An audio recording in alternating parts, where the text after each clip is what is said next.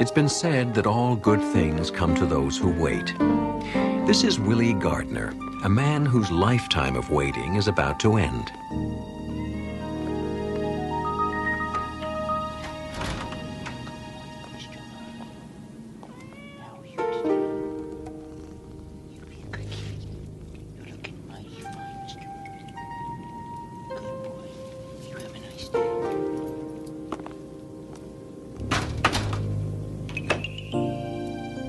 Willie Gardner, a man with limited space, limited horizons, and limited contact with humanity. People float in and out of his life like flotsam and jetsam washing up on the beach. But the law of salvage is about to change all that. Today, Willie is going to find something very valuable on his particular beach, in the Twilight Zone.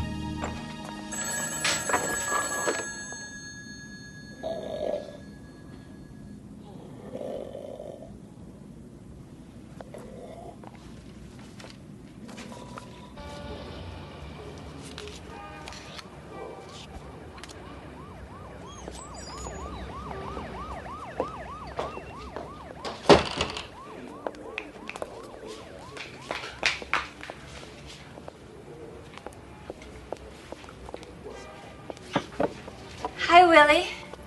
Hi. Candy. Candy, right. I was just wondering, Willie, you don't mind that I call you Willie, do you? I don't mind.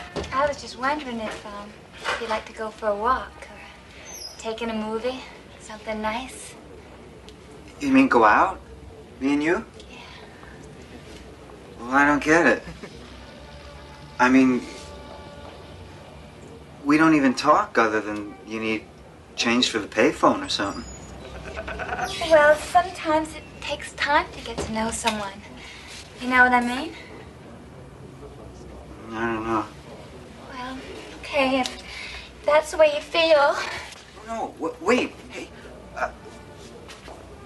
I really would like to go out with you. That'd be real nice. Yeah, really? Yeah, we could go for a walk. How about tonight? Yeah, sure. As long as you got $50. Nobody rides for free, Willie. Haha, very funny.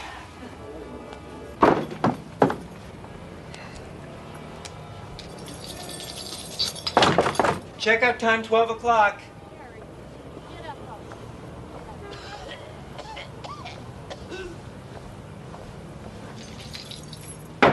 Checkout time, 12 o'clock. Good morning, Mrs. Kudaba. How are you today? Good morning. I'm just fine, Mr. Gardner. And how are you? Fine, thank you. About the rent, I'm sorry I'm late again, and I know that. But you see, my checks is late. I understand.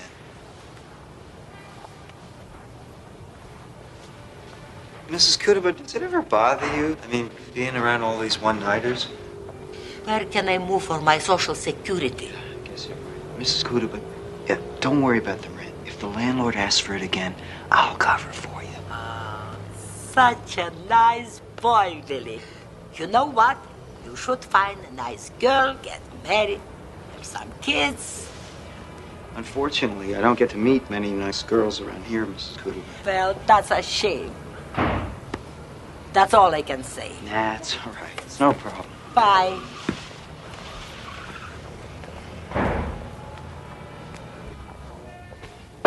Checkout time, 12 o'clock. Checkout time.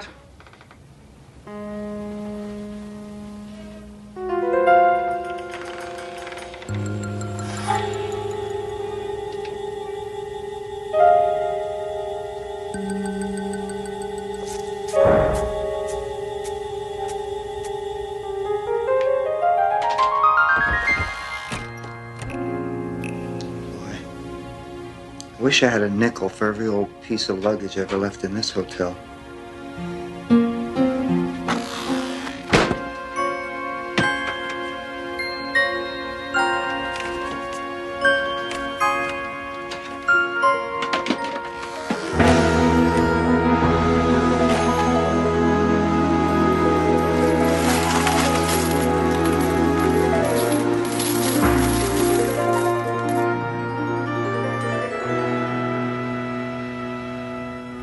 101, 102, 103, 104, 105, 106, 107, 108, 109, 110. This is gonna take forever. Wait a minute.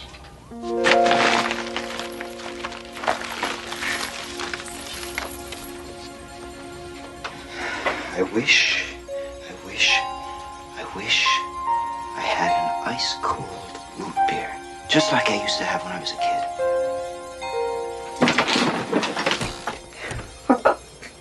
This is great. What do I need you guys for? I can have anything I want.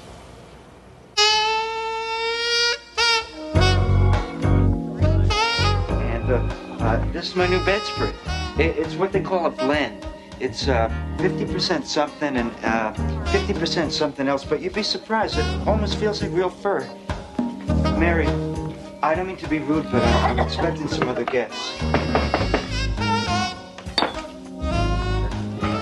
Hey, Billy. How's it going? Fine, Annie. Just fine. Thanks for coming. Hi, Candy. Hi, Willie. Thanks for inviting us.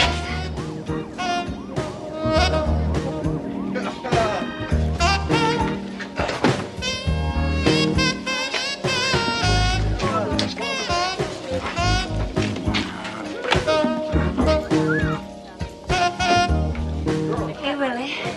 What's the girl got to do to get a drink around here? Doing? It's not for the TV.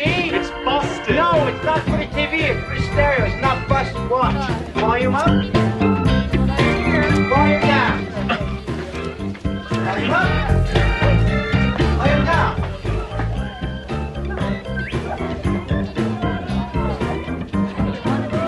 Hey, Willie, that's a real cool stereo, man. How come I never seen it before? Oh, well, maybe you just never noticed it before. You never had no party before. Well, that could be it. You're a funny guy, Willie. I never knew that about you. Well, there's a lot you don't know about me. Really? Yes. Oh my God. You really know your wine. Thank you very much. It's not a real bouquet. Thanks. It's positively lousy with bouquet. Listen, if you like it that much, why don't you take a bottle when you're ready to leave? No kidding. Sure, take two if you like. Gee, thanks.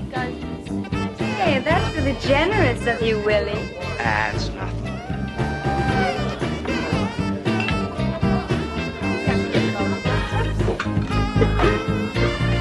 You're fresh, old buddy. I hope you're not leaving now. Yo, Willie, that sucker just took the last 3 bottles of wine. Oh, it's okay. Don't worry about it. No, please, calm down, everybody. There's plenty more where that came from.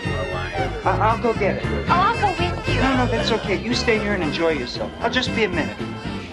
I wish I had another case of my favorite sparkling champagne.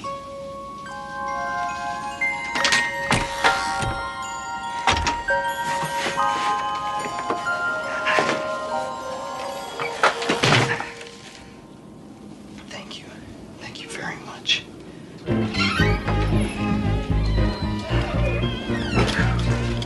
Good evening, Mrs. Kudaba. Oh, hello, Mr. Gardner. Sounds that you have lots of fun down there in your place. We are. Why don't you come on down and join us?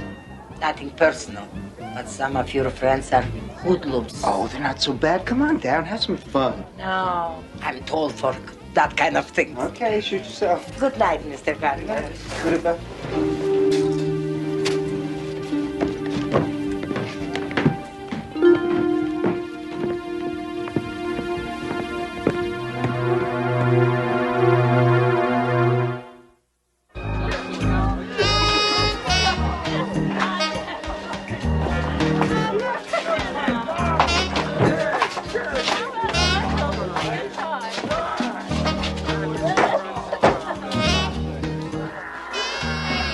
Kind of stuffy in here. Why don't we go someplace where we can talk? Okay.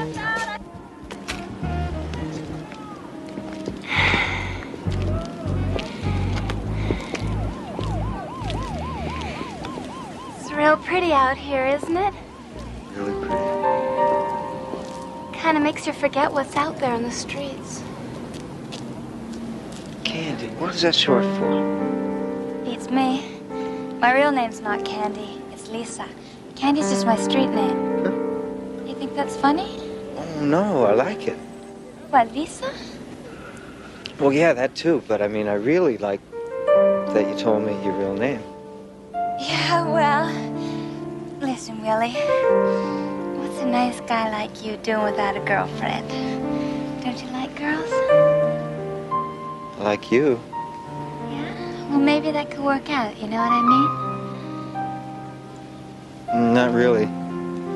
Well, I could be nice to you, and you could be nice to me. I don't understand. Well, you know, you could take me out and buy me things, get me a nice place to live. Buy you things. Get you a nice place to live. Yeah, you could even stay there sometimes. Sounds nice, huh? Candy, Lisa, Candy, I'm not just looking for a girlfriend.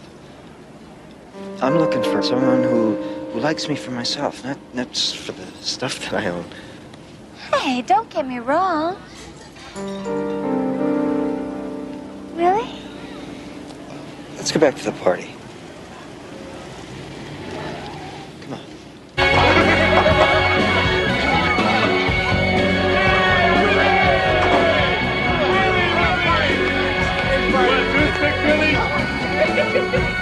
You throw a great party, Willie.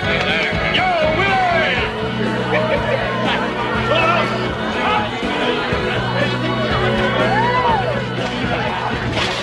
Let's go.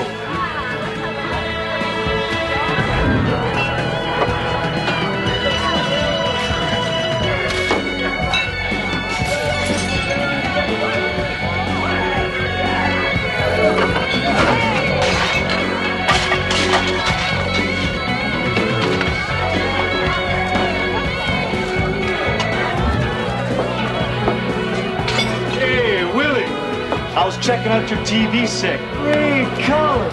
Now, I was wondering, there's this big game on tomorrow night, and could I borrow it?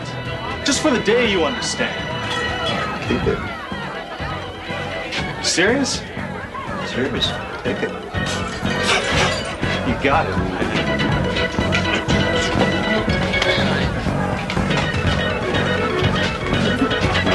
Thanks, man. Sure. Hey, Willie. Did you just give him that TV? Yeah. What's it to you? Oh, why didn't you give me the stereo then? Be my guest. Really?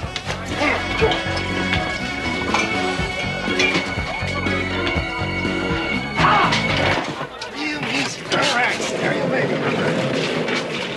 Thanks, Willie. Hey, Willie, how about this vase? That's kind of nice.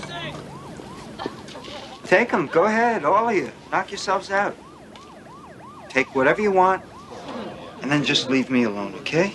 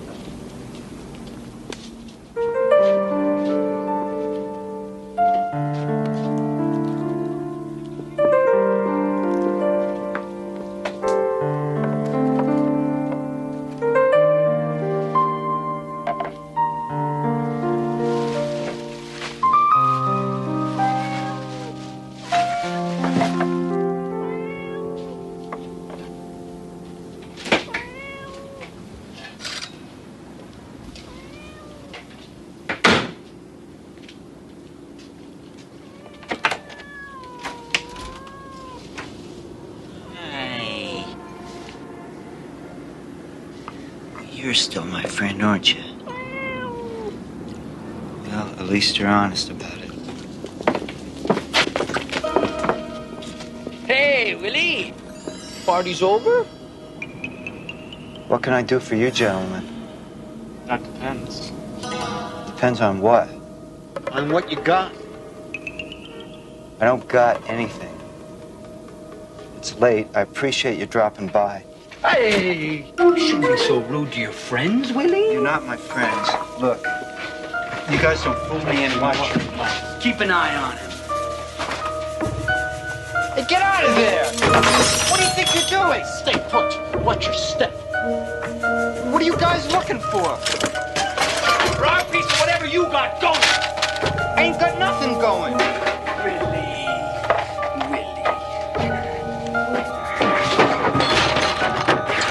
Now look, I don't know if you knocked over a bank or what, but we want our cut of the action.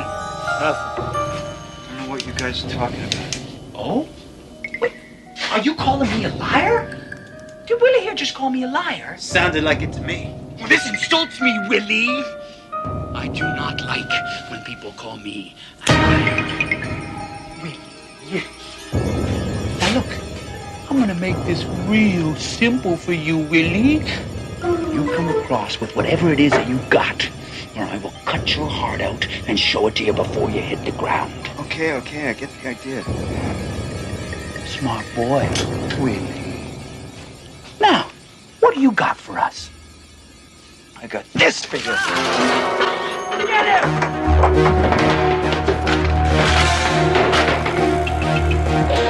Come on!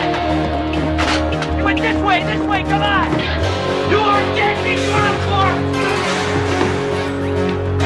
Hey, you guys, what are you doing there? I'm calling the cops!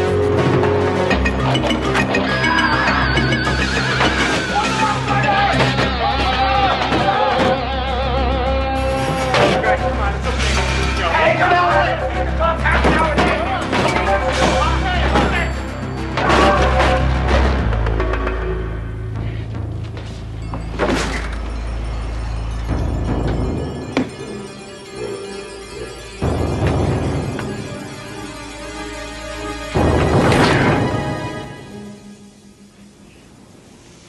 Not here.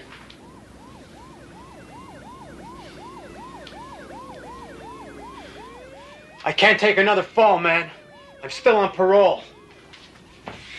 You're on your own, Danny. I'm out of here. Hey! Where'd the guy go? Can't just disappear.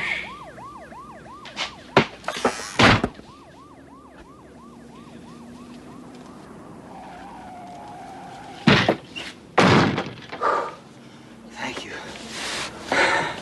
Thank you for working.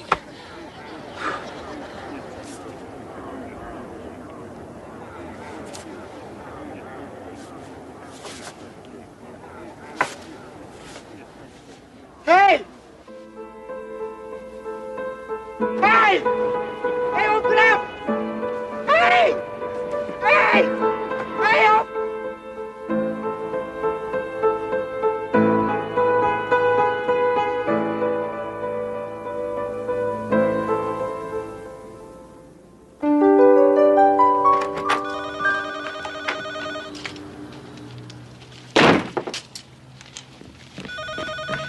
Hello.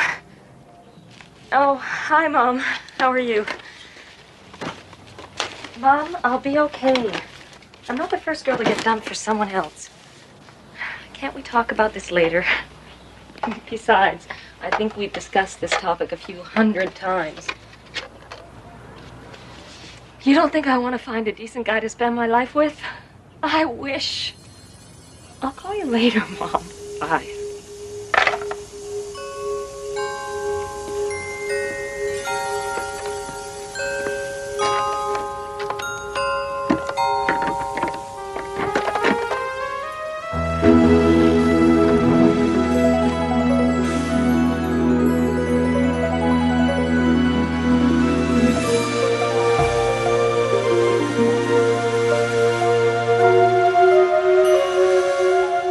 Willie Gardner, a simple man, who discovered in a steamer trunk the difference between possessions and real wealth. Once adrift in a sea of humanity, he's finally found a safe harbor in a port of call known as the Twilight Zone.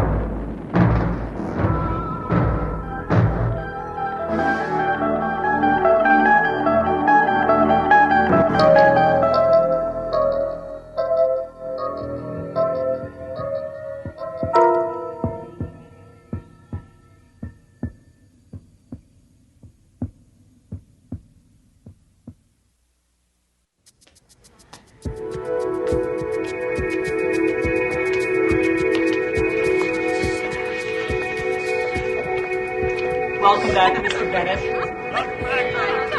For he's a jolly good fellow, for he's a jolly good fellow, for he's a jolly good Heart transplant right here in our own office.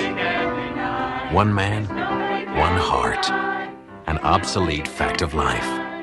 Witness Tom Bennett, a man who accepts his new organ as just one more item that money can buy. Okay. All right, everybody. Thanks a lot. That was very nice. Now, let's get back to work. A man who would tell you that the boundaries of the Twilight Zone are shrinking as miracles become commonplace. What the hell is wrong with Spence? Did you talk to him about this building lease? Sure, I gave him input. Why? Look, they want 3 floors, 3 high floors. And always asking Tom, for Tom, I know I said exactly the same thing. I told him he's practically giving the store away. Now, about last night. Yeah? My compliments to your surgeon.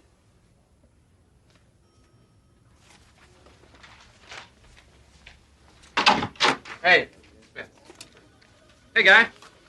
Welcome back. Place hasn't been the same without our killer shark.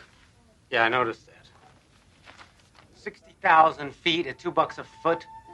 We can get at least 2.5 for that. Are you okay? Yeah, I'm fine.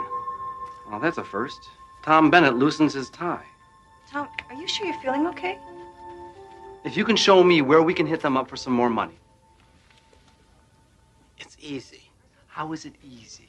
You just up the price to 2.5 per foot, and then tell them to take it or leave it.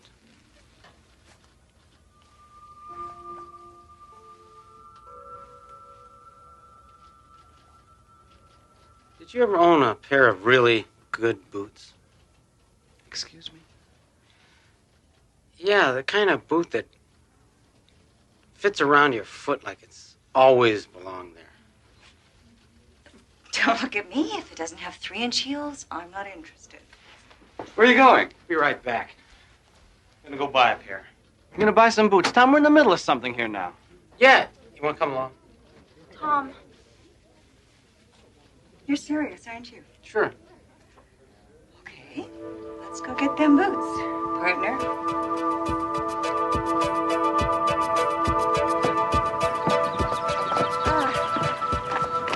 Want me lunch? You shouldn't have. Come on, let's go for a walk. Okay, what's that? Hot dogs for lunch, strolls on the beach. Tom, this is not like you. But it's great, isn't it? Come on. Wait a minute, Tom. I can't go down there in my heels. Take them off. Sure. Designer hose, $30 a pair. Why not?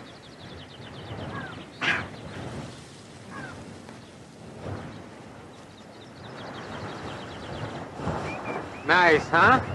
Yeah, Tom, I really have to get back.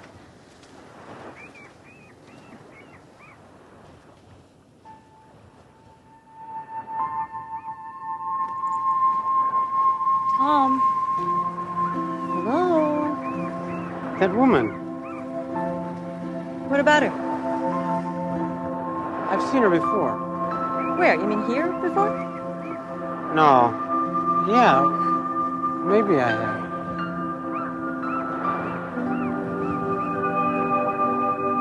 While I can appreciate your firm's situation, I'm certain that you can also appreciate ours. If you wish to continue as a tenant... Excuse me. How about something to eat? Sure. Julie, want to go? Thanks. I think I'll pass this time. The terms I have outlined are the best we can offer in the current rental market. Unfortunately, there's no room for negotiation. That's good.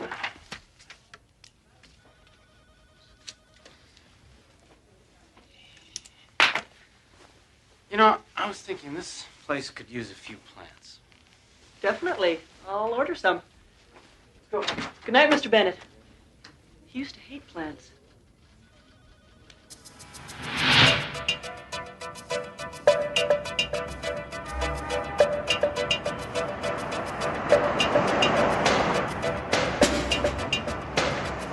Where are we headed?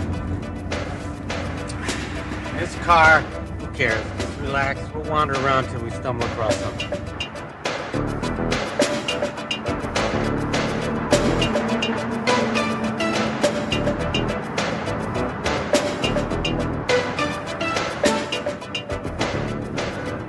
Okay, what's going on? Told you, just wandering. For an hour? Look, I know you like driving this car, Tom, but I'm starving. Hey, you're with me. I feel lucky. Jesus. Now, that wasn't wandering. Tom. I don't know. I just felt like going in this direction. Tom, when you have a heart transplant, it's got to be a shock to your whole system, you know? Did they warn you about anything like, temporary craziness?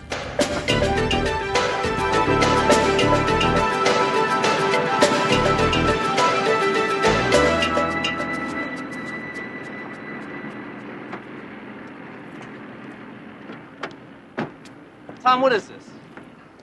This is dinner. Get the hell out of here. You got an immune system that's already stressed out. This is not dinner. You look at that. What, the waitress?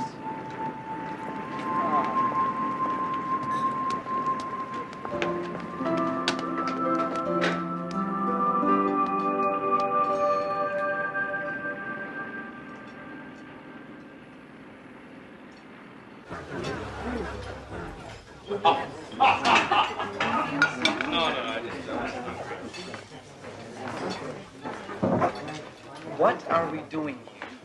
Come on, it's a nice place. I want to get to know that waitress.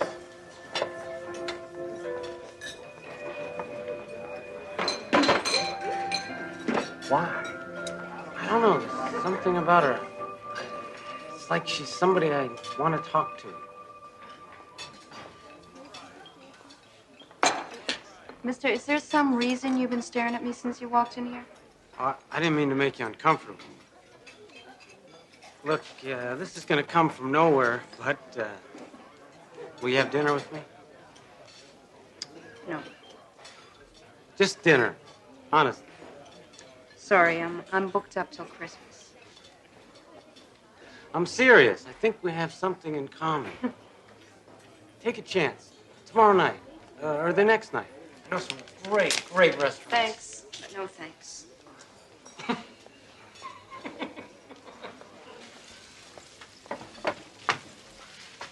He asked me for a date. What did you say? What do you mean, what did I say? I said no. Mary Jo.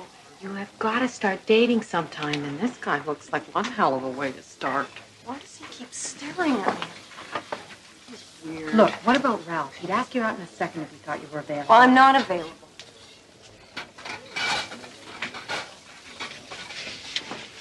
Honey, Jamie's dead. You aren't.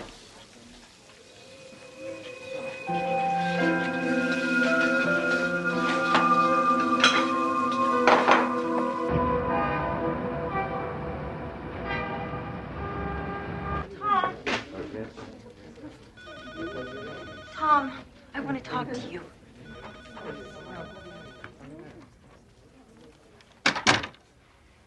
Okay, agreed. We have no claims on each other, fine. But I will not be humiliated. Huh? By a waitress? In some greasy spoon, Tom? Hey, I go in there for lunch a couple of days a week. That's it. So what's the attraction, the ambiance or the cuisine? Both. I like the food and I'm comfortable there. I feel good there. Which is strange considering nobody likes me. Least of all your waitress, I presume. She's not my waitress anymore. Mary Jo refuses to serve me. Which is just the kind of challenge you like. Wrong. As a matter of fact, I keep telling myself this is stupid. What are you doing there? But then a couple of days later, there I am. Oh, poor baby. All that meatloaf and no love.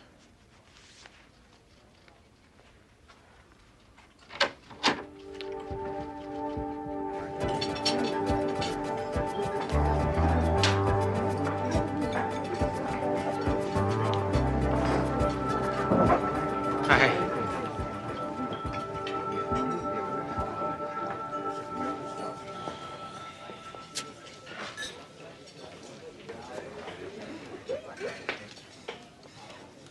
How about a piece of that cherry pie? No. Look, I am getting sick and tired of you hanging around here all the time. You're not coming here for the food. Yeah, it's really not that bad. And the fact is, if you're not coming here for the food, there is nothing here for you. Now, why don't you just go and get in your fancy old car and you go someplace else?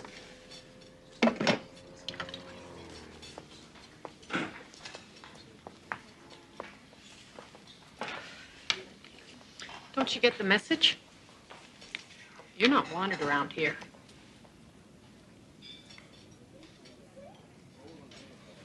Come here.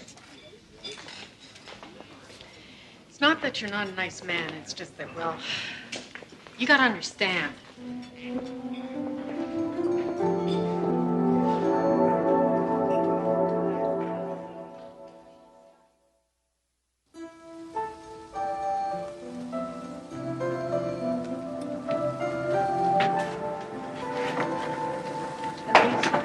He's here.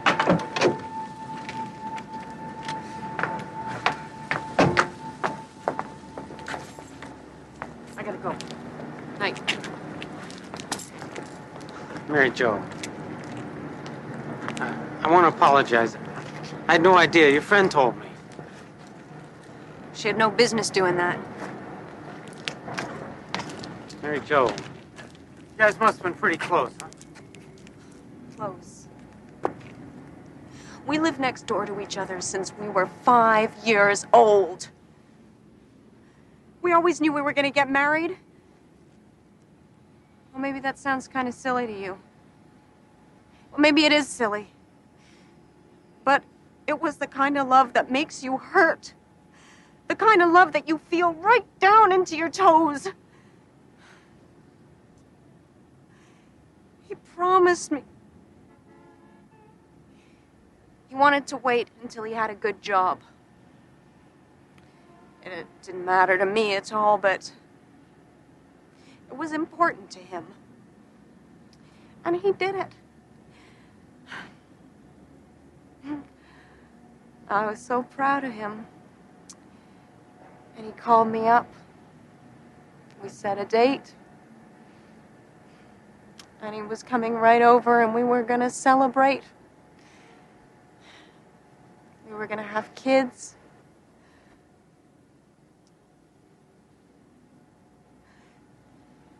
They said he drove off the road. And they took him to the hospital.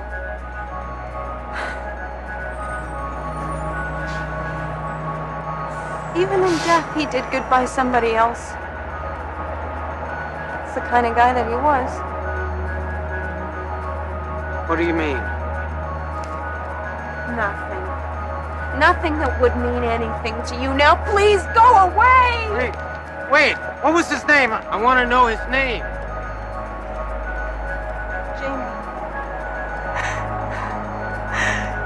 Jamie Adler.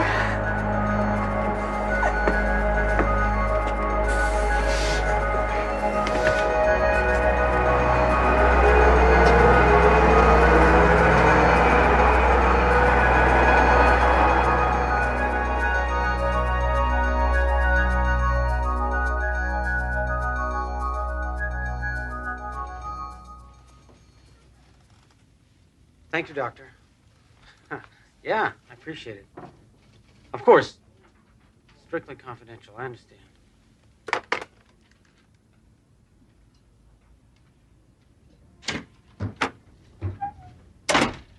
I've just been on the phone. Me too.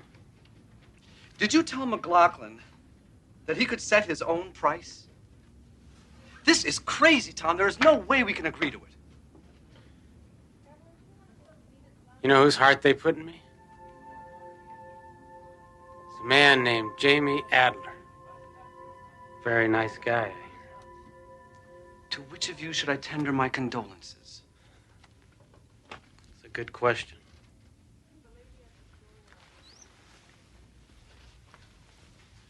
Where the hell are you going now? I don't know. Going for a walk. Look, Tom. If you don't shape up, you're going to lose everything. The house, the job, the car. I got rid of that car.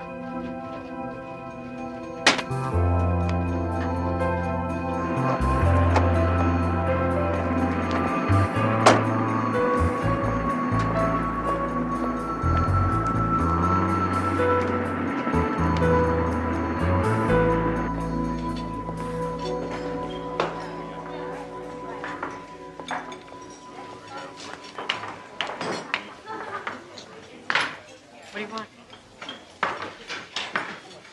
Coffee.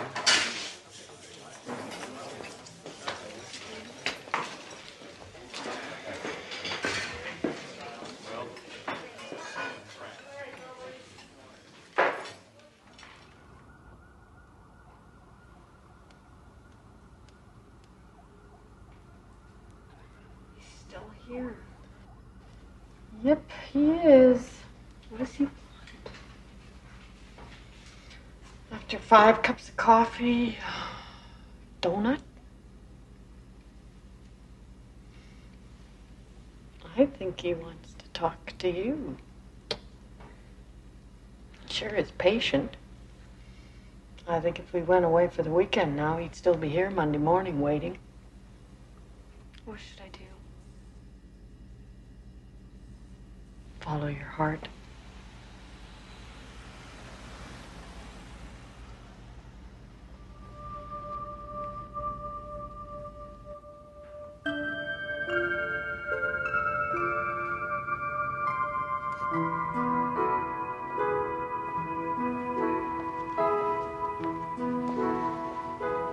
Let's take it. No. Please.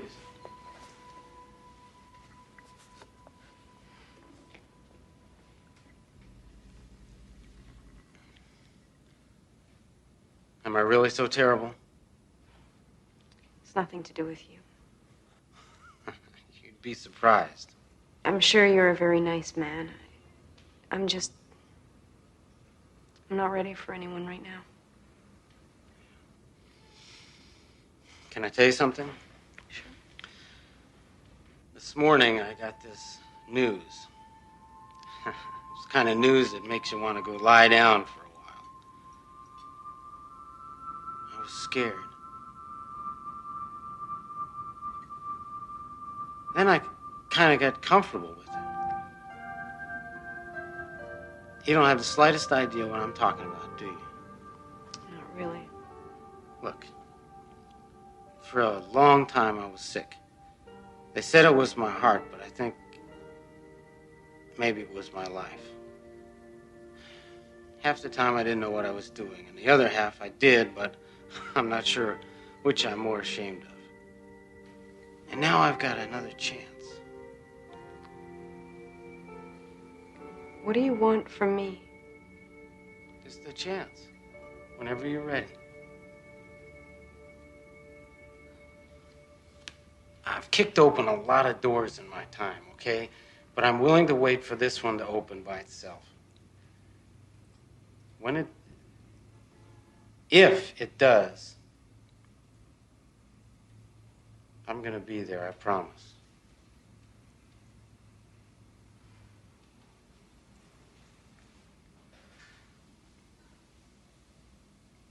Well, at least let me buy you a piece of pie. Madam, Give me a piece of strawberry pie with peach ice cream, please. That's my favorite. How did you know that? Lucky guess? You're a strange one. I warn you, I'm not an easy person at times. Oh, really? Jamie made me a promise, too. He said that he would always be with me.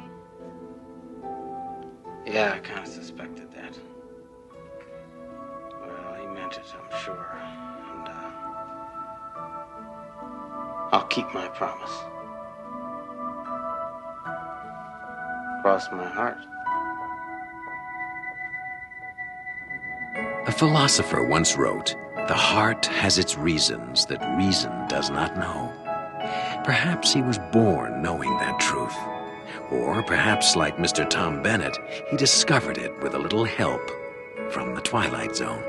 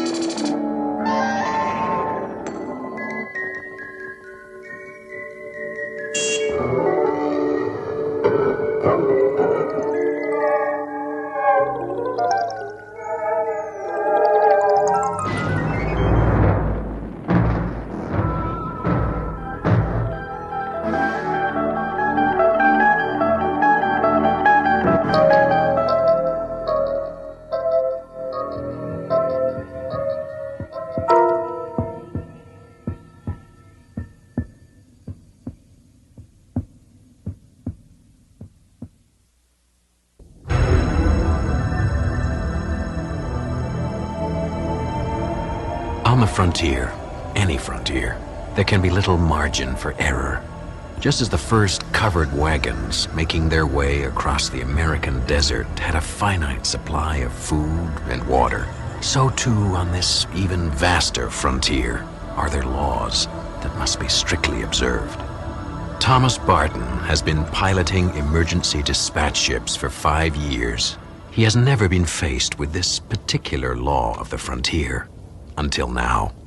Thomas Barton is about to discover firsthand that there are limits, even here, in the boundless reaches of the Twilight Zone. Computational error, unauthorized payload. Computational error, unauthorized payload. Fuel supply insufficient for mission completion at present mass.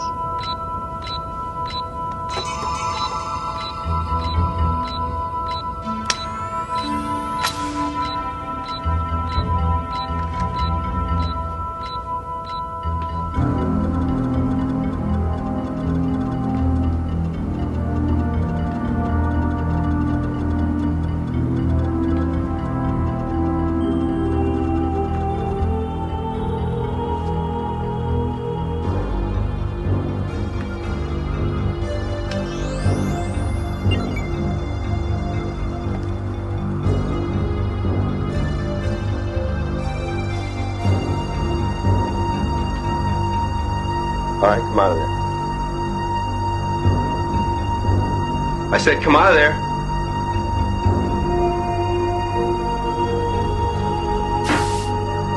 All right, hold it right there. Right there. All right, come out real slow. Come on. Come on. All right. I give up. Look, I know I shouldn't have done this. Who are you? I was going to Mimir for the Linguistics Academy there. And then I heard your ADS was going to Woden, so I... You see, my brother, Jerry, he works on Woden, on the government survey team there, and it's been 5 years since I've seen him. I haven't seen him since he left Earth. You see, it was just sort of the two of us growing up, and well, I knew it'd be like a year before I'd see him again. 5 years is a long time, you know. I've missed him. And I know I shouldn't have stowed away, but I didn't want to wait another year. I knew I'd be breaking some sort of regulation. Another look. I'm not a freeloader. I can pay for my own keep once we get to work. And I've got a Class B computer license, and my background is in linguistics, so that might be useful. This is nice. What's your name? Marilyn. Marilyn Lee Cross. My brother's Jerry Cross. Do you know? No, I don't. Are we going faster? Yeah, I shut off the engines that were decelerating us as we moved into Woden's star system. I'm trying to save a little fuel for a little while. Why? Stardust, this is EDS 34G11. Barton speaking, priority blue. I need to speak with Commander Delhart immediately. Are you gonna... Priority blue acknowledged, Barton. Patching you in. Are you gonna ask them to come back for me? Don't! Barton, what seems to be the problem? Commander Delhart, we have a stowaway on board. I see. I assume you follow standard procedures. Negative, sir, I have not. Commander Delhart, the situation is a little unusual here. The stowaway isn't a criminal or a smuggler. She's a girl. What? Yes, sir, a teenager. She wants to see her brother in Woden. She didn't even know what she was doing. Oh. Commander Delhart, is there another cruiser in the area? A freighter or another scout ship? No, you're too far out. We're the only ship within 40 light years. What about sending out another EDS? It would never reach you on time. What about a ground-to-space transport from Woden? Anything at all, sir? No, I'm sorry. There's absolutely no possibility of intercept. There's just nobody out there to help. Martin, I'm sorry. I wish to God there was something I could do, but there isn't. You do understand that, don't you? What does he mean? Yes, sir, I understand. I'll get ship's records to Coronel so we can make the necessary notifications. Delhart out. Are you gonna tell me what he means? The ship is carrying serum for cholera fever. Back to Group 1 on Woden. Their base was hit by a meteor storm. Their supply was wiped out. Do you know what cholera fever is? No. It's like meningitis. It's quicker and more painful. Group 2, where your brother is actually 8,000 miles away across the Western Sea from Group 1, so there's no way they can get back to Group 1 in time to help, which means 35 men are going to die unless the ship with the serum reaches them on schedule. I see, so I'm throwing you off the schedule? EDS, this is ship's records. EDS. This is EDS, I acknowledge. We'll need all the data on the subject's identification disc. One moment, please. I see your identification disc.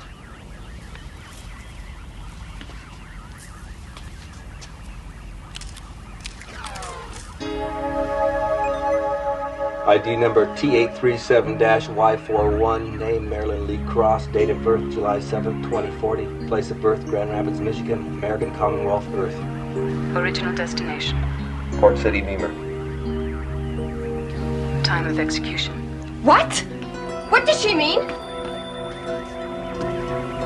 At what time was the stowaway ejected from the ship? I'll inform you later. Ejected? She can't be serious. Now listen to me. It's my fault because I should have told you as soon as I found you. And I thought maybe once I contacted Delhart could do something about it. I don't know. If you eject me, I'll die. I realize that. Warning.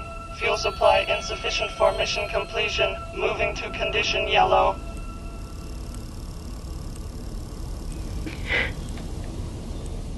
I didn't hurt anybody. I just wanted to see my brother. Nobody wants you to die, and nobody would ever let it be this way if there was anything humanly possible they could do to change it, but there's not. I mean, these emergency dispatch ships are given just exactly enough fuel to get to their destination, maybe a little extra to allow for atmospheric turbulence. And my added weight will cause it to lose its fuel before we reach the ground. Yeah, it'll crash, and you and I will die, and so will 35 people waiting for the serum. What about the Stardust? Can't it come to pick me up? No. God, it's carrying medical supplies and food to the outer colonies. And Hundreds of people will die if it doesn't reach its destination on schedule. You talk like this happens every day, you know? Just like you're throwing some excess baggage overboard. You don't think I'm gonna have to live with this for the rest of my life? I mean, every night when you come to me in my dreams, don't you think if there was something, anything I could do to help you, I would do it? Entering Woden gravitational vector phase 1. Engine ignition must occur at T minus 85 minutes. Mass must be reduced.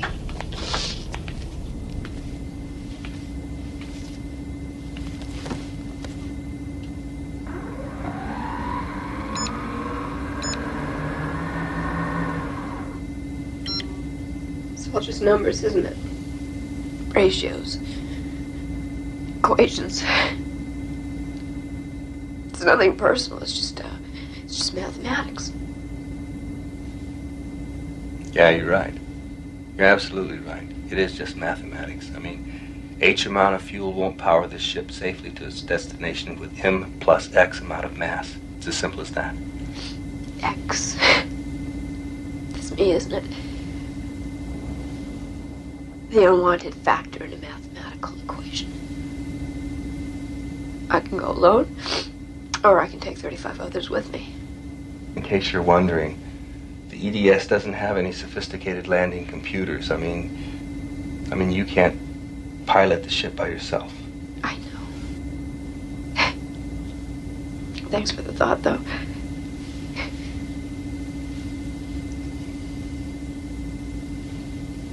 Isn't there anything else?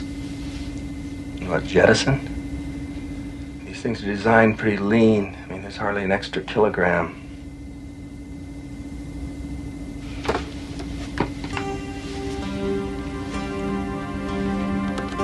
Wait a second. Just wait 1 second. Warning, fuel supply insufficient for mission completion.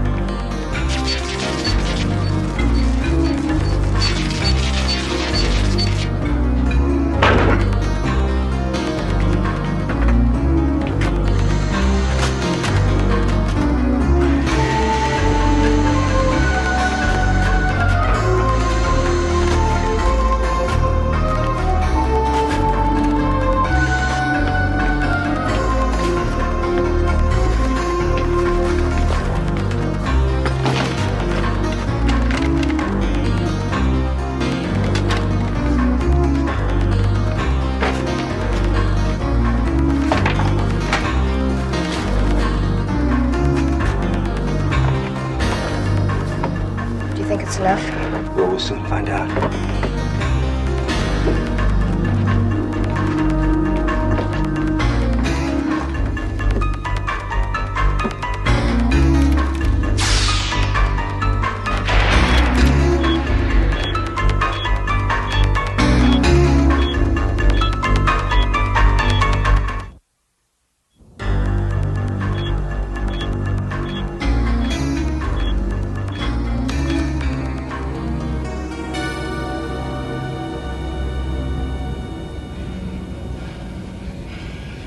Damn it, that's not even half what we need.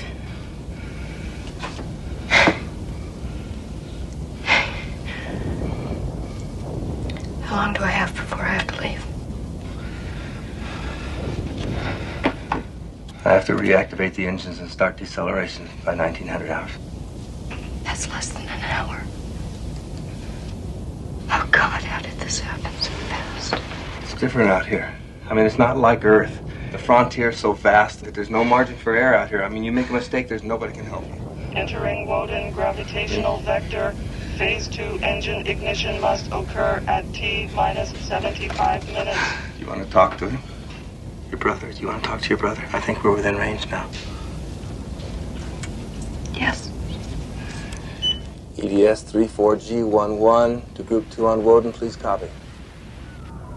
Group 2, Woden. We copy EDS. Jerry Cross, please. It's urgent. Jerry? No, he went out on a reconnaissance mission. He won't be back for a while yet. Over. Please notify him as soon as possible, then signal us. It's urgent. EDS out.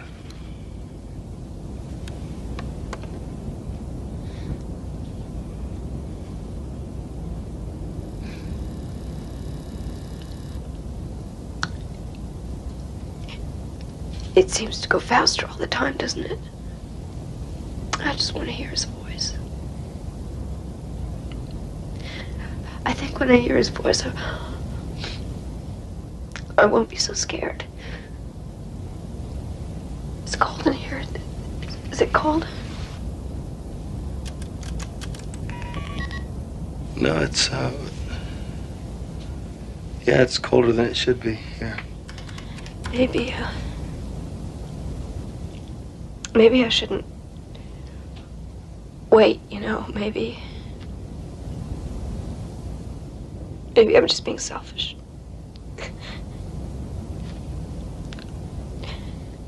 Maybe it would be better for Jerry if you told him afterward. No. No, that's not what he'd want. He'd want you to wait. Is it getting dark where he is?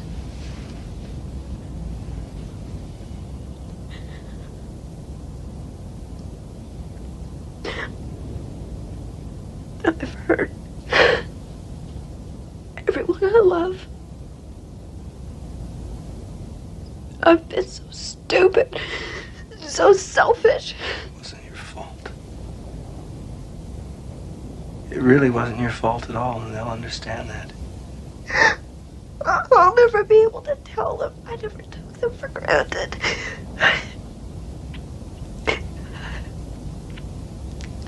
And I knew about all those little sacrifices they made. Also, I wouldn't have to do without. God.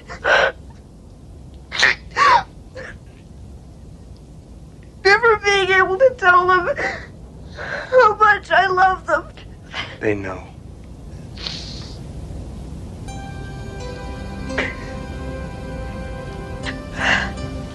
I've read about how people look when they die in space.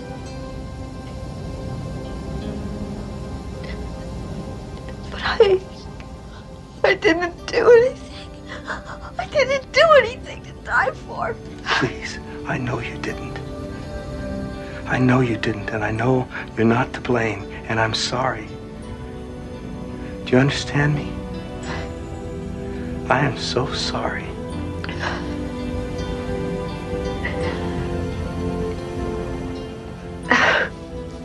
I'll be okay.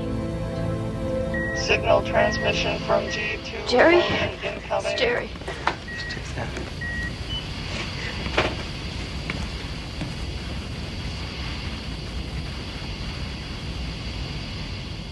Cross here, what is it? EDS, come in. Gerald Cross here. Jerry?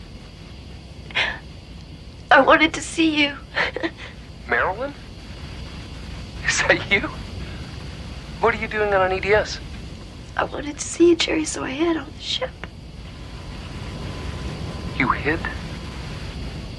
The stowaway. I didn't know what it would mean. Oh, Marilyn, what have you done? I didn't mean to hurt you, Jerry. I just wanted to see you. Sorry, don't cry, sis. I didn't mean it to sound that way. It's just that it's unfair. It's because of me. Oh, don't feel like that, Jerry. Don't let me go knowing you feel like that. EDS, have you called Stardust? Is there anything? There's nothing he can do, Jerry. He tried everything. No one can help me now, I know that. I just wanted to say goodbye, Jerry. The planet's starting to swing. We're losing contact with the base now. Jerry, you're fading away, so I have to say goodbye now. But maybe we'll see each other again. I'll be nothing you can see, but I'll be there. Always think of me like that. Always. Always like that. Never any other way. Goodbye, Jerry. I love you. Marilyn, I love you.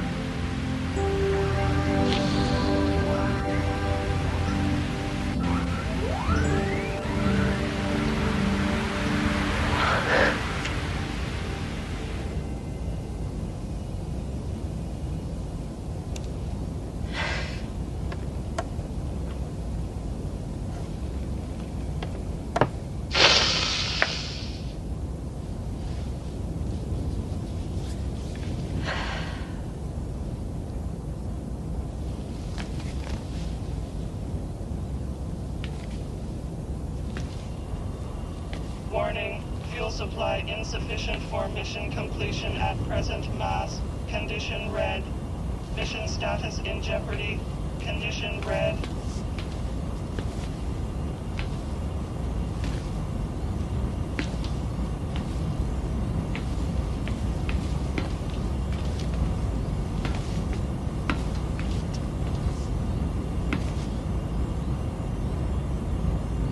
I'm ready.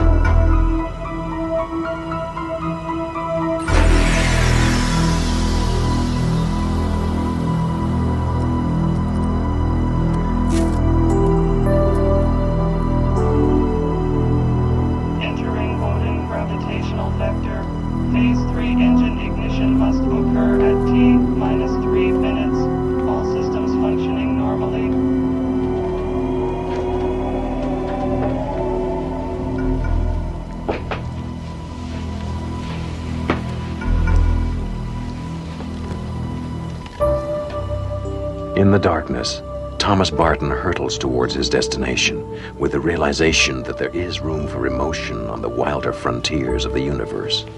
Emotion and the memory of a girl who had not known that sometimes it takes a human life to balance a cold equation in the black geometry of the Twilight Zone.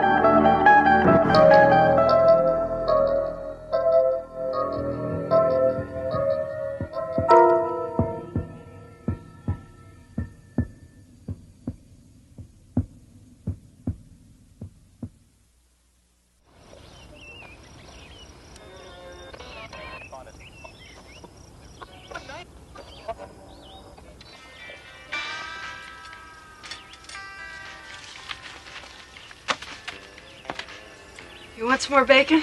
No thanks, Mom.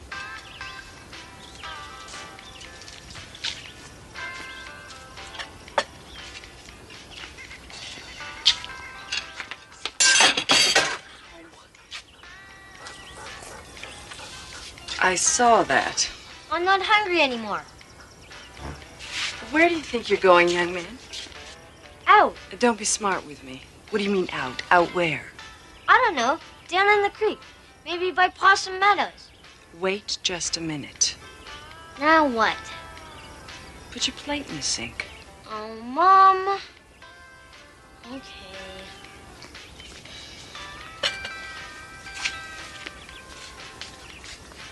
Thank you. Can I go out and play now? Is your room clean? Mama. Go on. But be careful.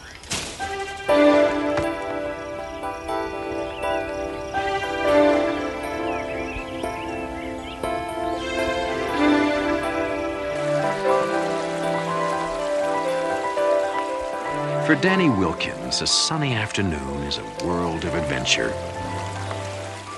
He's a typical boy who likes nothing better than following a trail just to see where it goes. But today, that trail will lead Danny through a private reserve, which lies just inside the borders of the Twilight Zone.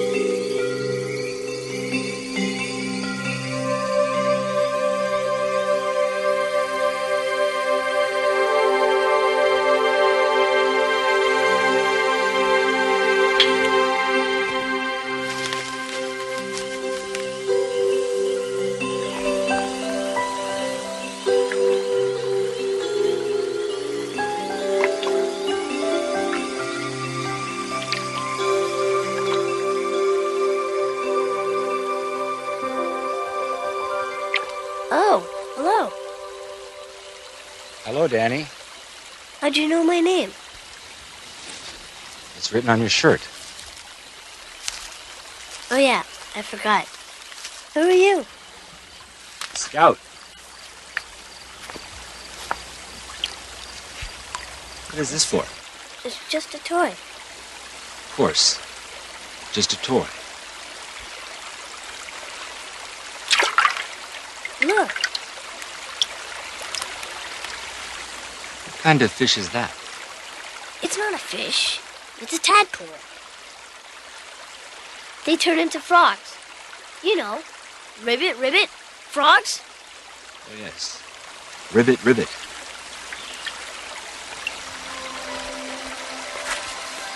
Is the weather usually like this? What do you mean? Does it ever get cold? Sure, in the winter.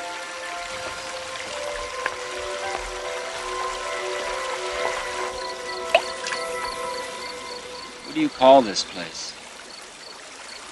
Well, the big field is called Possum Meadows.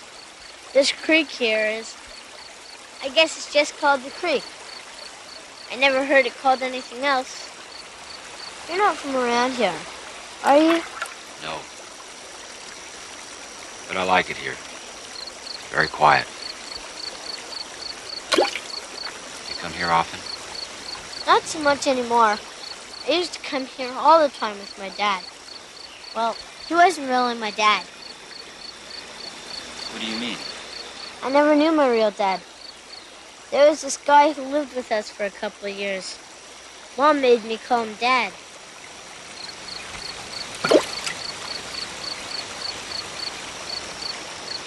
Do you miss him? Nah. Mom does, though. She thinks it's my fault he left. What do you think? I don't know. I guess. Well, I better get going. My mom will be worried. Worried? About what? Who knows? Stuff that moms worry about. You know. Thanks for showing me the tadpole. Sure like to see one when it turns into a rubbit. That's ribbit, ribbit. Oh, yes, of course. I won't forget. Goodbye, Danny. Hey, I've got an idea. What do you mean you've been talking to some strange man in the woods? But, Mom... How many times have I told you not to talk to strangers? Scout isn't a stranger. He's my friend. Don't give me that. You just met him. Where does he come from? He didn't say exactly. Then who is he? And what kind of name is Scout anyway? What kind of name is Danny? Don't you smart-mouth me, young man. I'm sorry, Mom. But he's a really nice guy. You'd like him. Well, we'll never know, will we? What do you mean? I want you to stay away from him, Danny, and any other strangers you come across.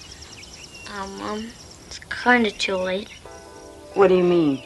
I invited him to dinner.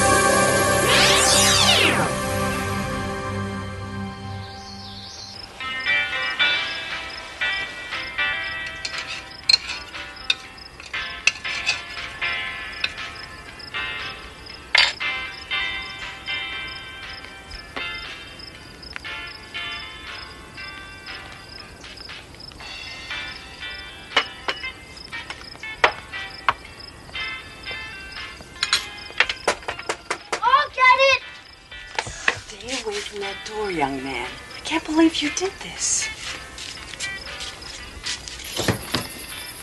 Hello, Mr. Scout. There seems to have been a misunderstanding. My son is rather young, and he doesn't understand that you just don't go around inviting total strangers. Excuse me, Mrs. Wilkins. You have every right to be concerned about who your son spends his time with. Believe me, I never meant to meet any trouble. Please understand. I understand. I'll just be on my way. Sorry for the inconvenience. Wait. Maybe I was a little hasty. But you know how dangerous it is. There are only the two of us out here. Well, you understand. Well, I guess I have enough chicken for 3. Come on in. Yay!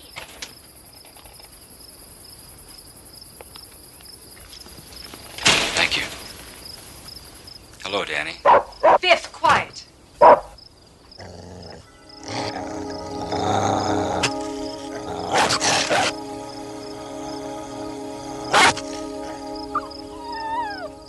Boy, you sure are good with dogs. They just trust me, I guess. Come on, I'll show you my room. Maybe after dinner. You go wash up now. Okay. Neat! Sure you wouldn't like some more peas? No, thank you. But I'd like some more water, please. I'll get it. So, do you have a family? Family? You know, wife and kids? Oh, yes, I do. But I don't see them very often. I travel a lot. Did your wife work? Work? I've had to work since before Danny was born. Most nights I don't get home until almost dark. The worst part is, Danny's left alone a lot of the time. I don't mind, Mom. There you go, Scout. Thank you. Scout, that's an unusual name. Unusual? Well, yes. Is it a nickname? Yes, that's it. The nickname. Sorry. Danny, get a towel from the kitchen.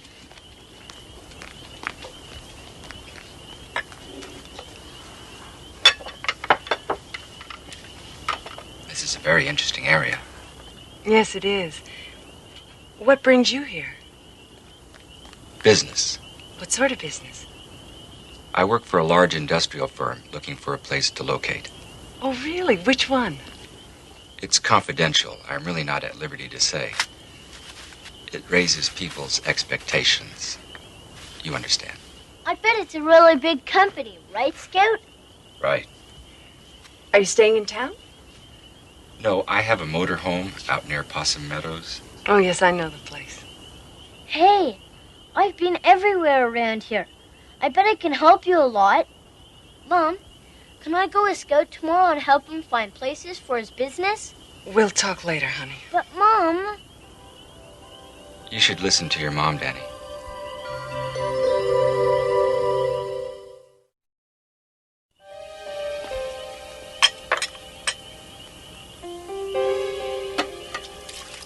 You're very efficient. It's just the dishes. You don't seem to know too much about housework, do you? No, I guess I don't.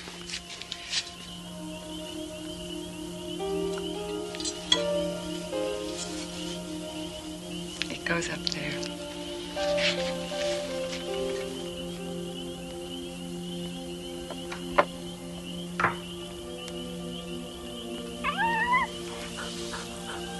Danny's a fine specimen of a boy. You must be very proud of him. Yeah, I guess. It isn't easy bringing up a kid on your own.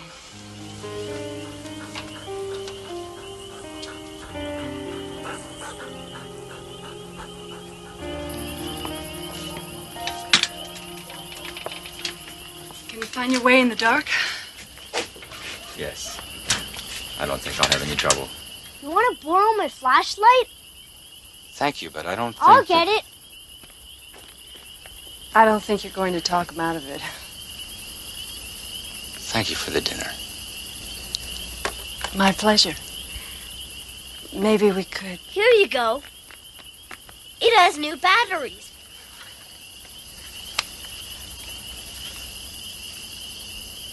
Thank you. Good night. Good night. Good night. You get into bed, young man. It's late. Okay, Mom. I want you to come straight home from school tomorrow. Mom, I thought you said I could help Scout. I said we'd talk about it, and we just did. You're to come straight home tomorrow. But, Mom... No buts, and stay here. I want you to have your homework finished by the time I get home. Okay. Danny? Good night, Mom. Good night, son.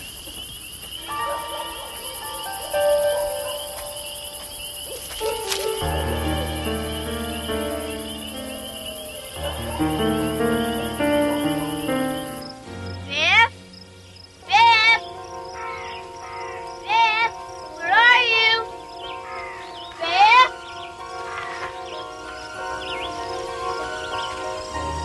Hello, Danny. How was school?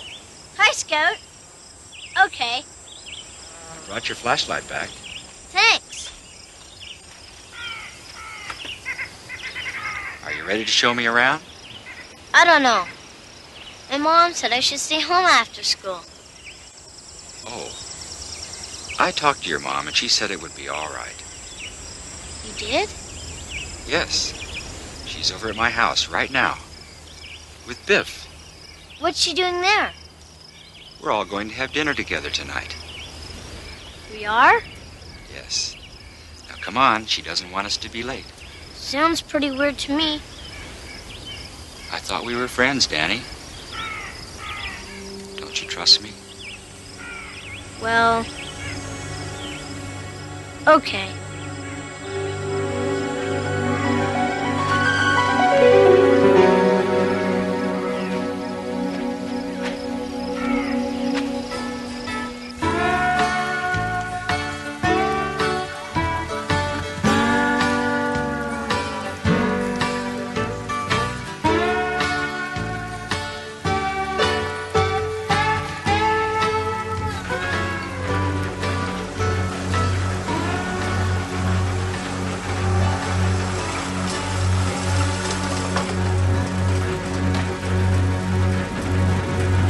Thanks, Bernice. Daddy, I'm home. Daddy? Biff? Come on, boy.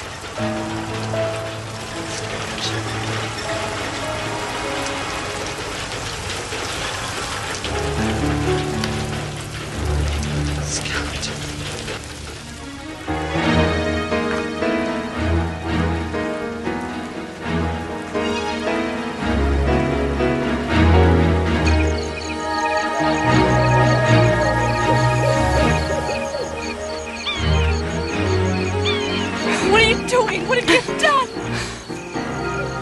I found it there. It must be dead. With Danny! What have you done with Danny? What's wrong?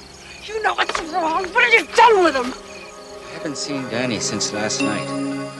He wasn't home when I returned the flashlight. He's probably just playing somewhere. With Biff. I gotta find him. I just don't know what I'd do without him. I'm scared, Scout. I'm so scared. It's not easy raising a kid alone. Is it, Laura? I'll help you find him. You look down the stream bed. I'll look in the woods.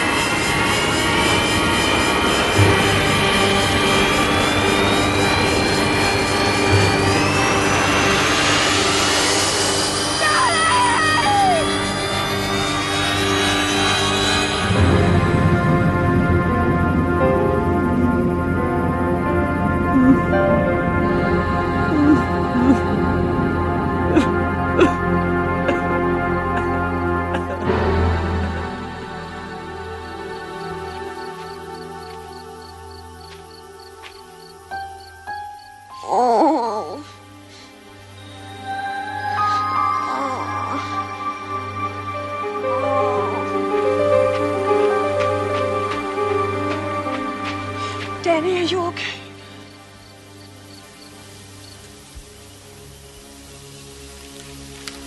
Just cold, Mom. Oh, God, I thought I'd lost you.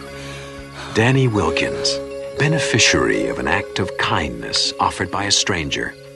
A stranger who's been reminded of a truth, the power of which cuts across races, cultures, and even species. The love between parent and child. It's a truth that can change minds and actions, even in a place known as the Twilight Zone.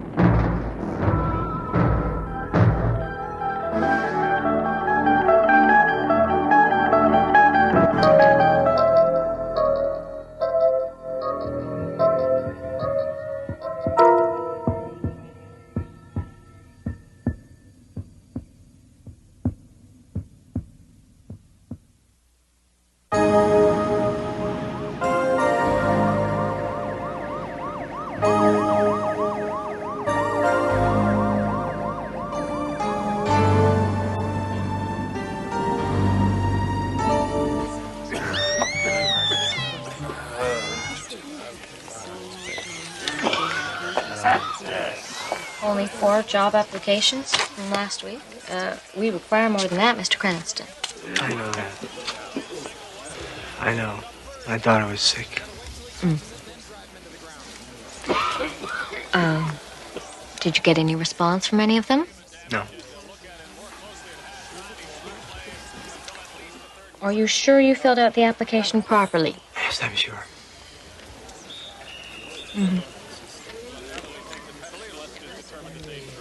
Maybe if you borrowed a nicer coat. Coat. No, it's not the clothes, it's the time. The longer I'm out of work, the harder it is to find someone to hire me.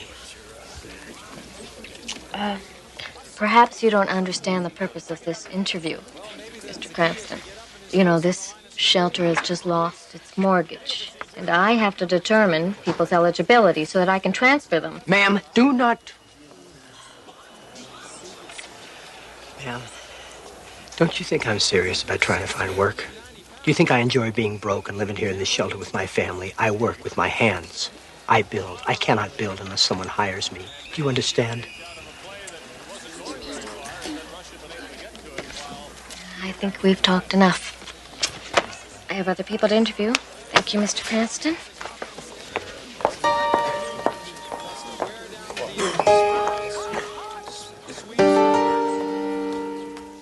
Steve Cranston, a man living what Thoreau called a life of quiet desperation.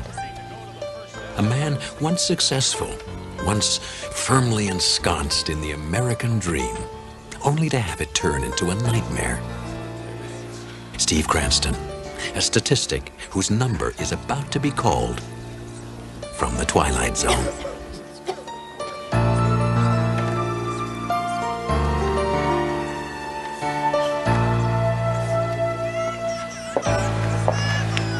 It's okay, Steve. Something's got to break for us. No, maybe it is my fault. Oh, you know better than that. You'll find a job soon. Soon is not going to cut it, Elaine. If I don't find something, we're going to be out in the street. You know they're closing this place down. What about that job program they're starting over in Carsdale? I told you the job program has been put off for a month. You know how many positions are open? 20.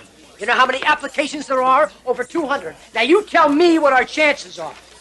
What are we gonna do? I don't know. I don't know.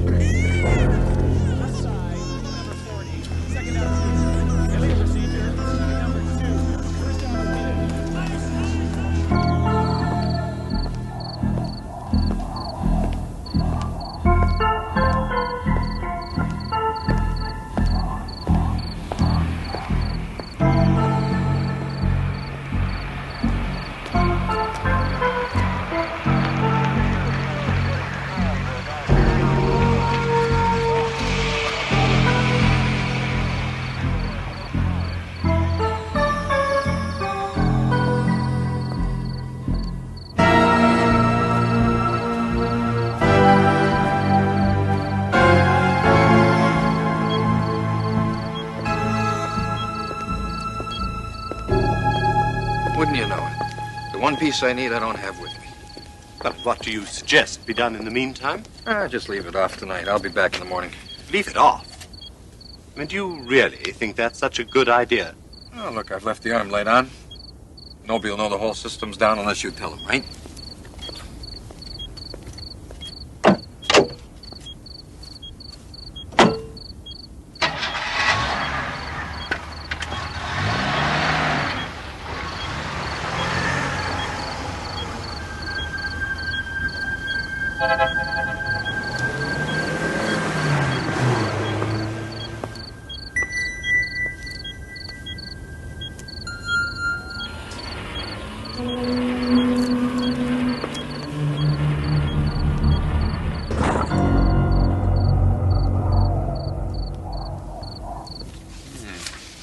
Very nice. Very nice indeed. You'll notice the growth in the fourth quarter profits in... Yeah, I can see that. But I still want the audit pushed through. If there's any way we can cut back on expenses, salary, budget, personnel, do it. I have to tell you that there's going to be some opposition. They say they're down to the bone as it is. No. They're not down to the bone. You know how you can tell? They always start to yell when you've hit nerve, not bone. By the time you get to the bone, they've stopped complaining because they know they could be next. I'll do what I can. You do that.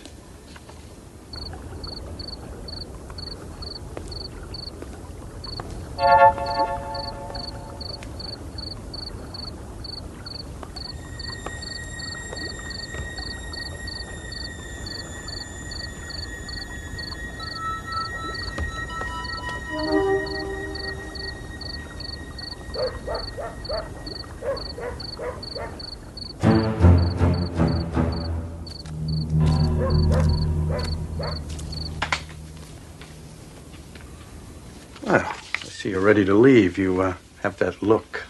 It is nearly 10 o'clock. So it is. I'll stop by tomorrow with the potential tax shelters that we discussed, and I urge you to move as quickly as possible to avoid the year-end rush. If it's tomorrow, it's going to have to be in the evening. I'd say around 8:30. 8:30. Something? Nothing. 8:30. Good night.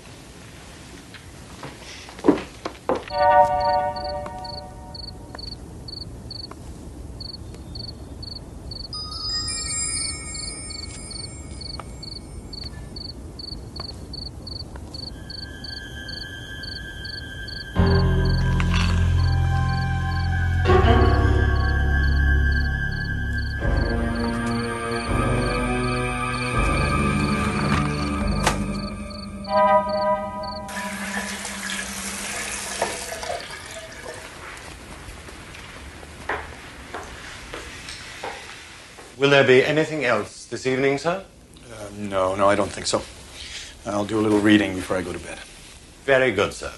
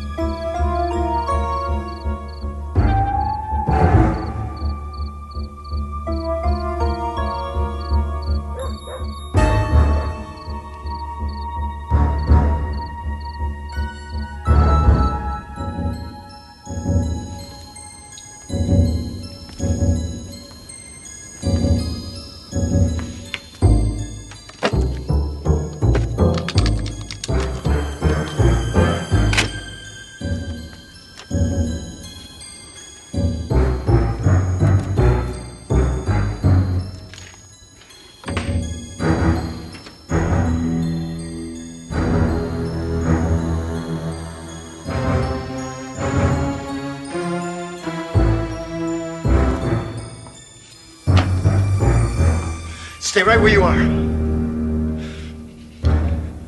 God. Mister, look.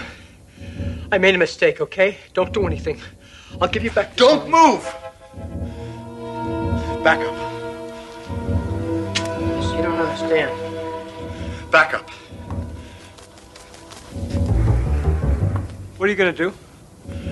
I'm gonna use the phone and call the cops. That's what I'm gonna do. Back up! No, please don't call the police, mister. Let me explain something. I got a family! You should have thought of that before. Now, don't try anything. I'm not afraid to use this thing. No! Don't you call the cops. I have a family. I have a wife. I'm warning you. Don't you call!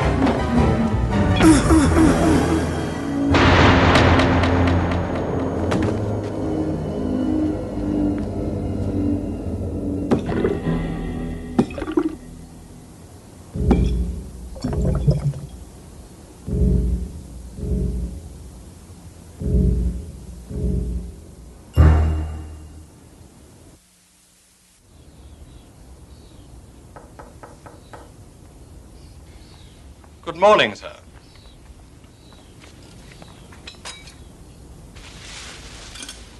Who are you? What am I doing here? Just try to relax, sir. You received a rather nasty bump when you hit your head. But the doctor said you'd be all right if you rest. No, that's not right. I was shot. Oh, you're confused, sir. You shot the other man, but the police took him away. What other man? What are you talking about? Mr. Perry, the doctor was most emphatic about your staying in bed.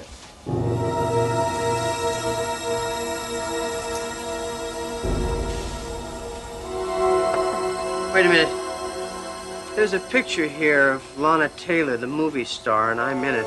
What am I doing in this? Oh, well, as I recall, sir, you and she are romantically involved, I believe. No, wait. Who do you think I am?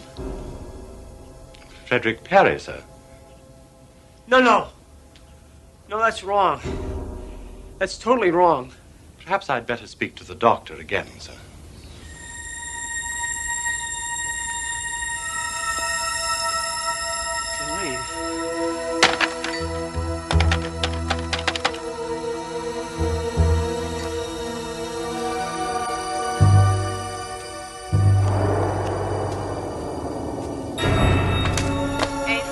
shelter.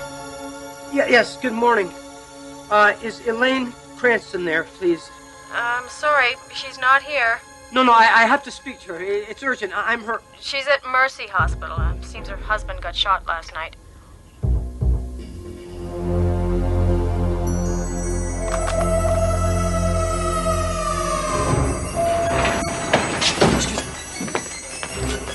Elaine? Elaine? Lisa? Oh, thank God. Thank God. What are you doing? What's wrong? What are you doing here? Leave me alone. Honey, what's wrong? Don't you recognize me either? Of course she does. You're the bastard who shot her daddy. Stay away from him, do you hear me? Just stay away! Oh, God, this is totally crazy.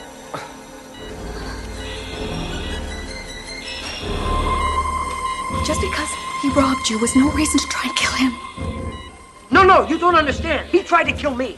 He was desperate. We have no money, no place to go after tomorrow. You don't understand. Look, I got all the money we need, babe. I don't know how this... You may not... You can't buy your way out of this, Mr. Perry. Now get out of here. Now get out. Get out of here before I call the police. No, I'll drop the... I mean, he'll drop the charges. You don't understand. He's not really...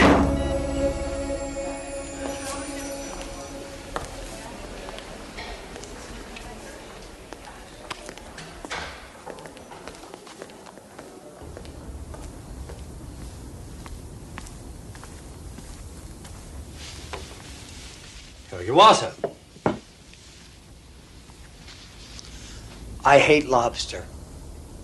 I thought you loved lobster, sir. Things change. Too many things. I'm sorry. Tell the chef it's swell, I guess.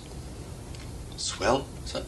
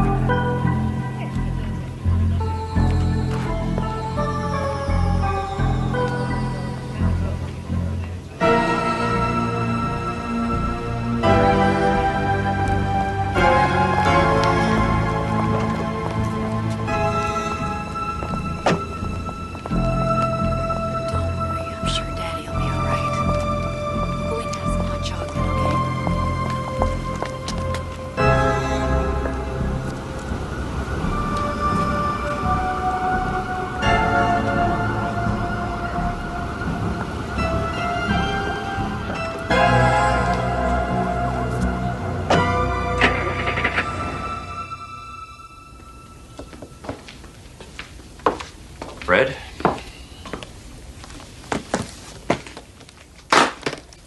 What are you doing here? I'm here as you requested. Have some background material on the matters we discussed. And I need a couple of signatures just to get the process going here. Could I see... This just for a moment.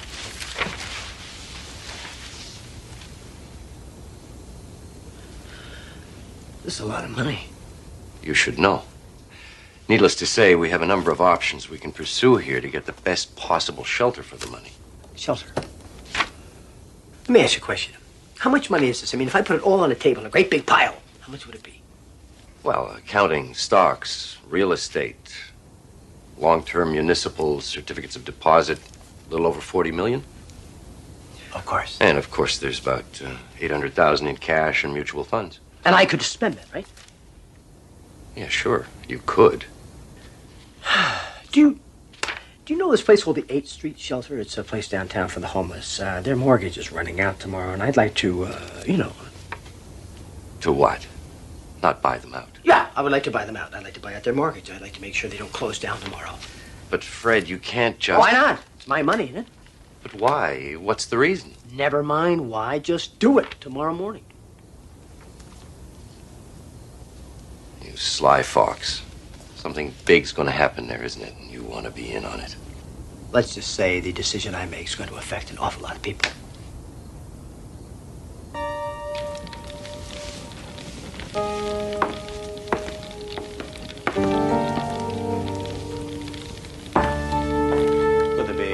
else this evening, Mr. Perry?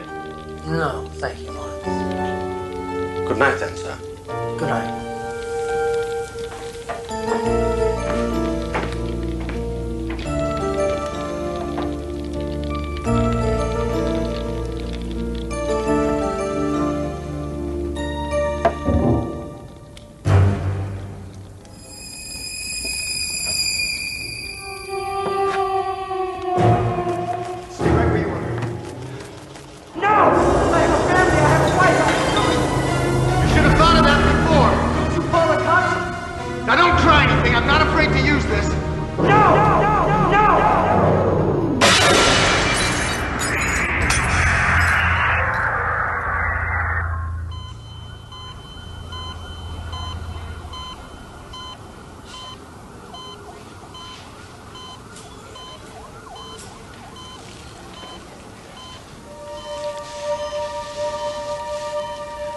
Elaine. Dad!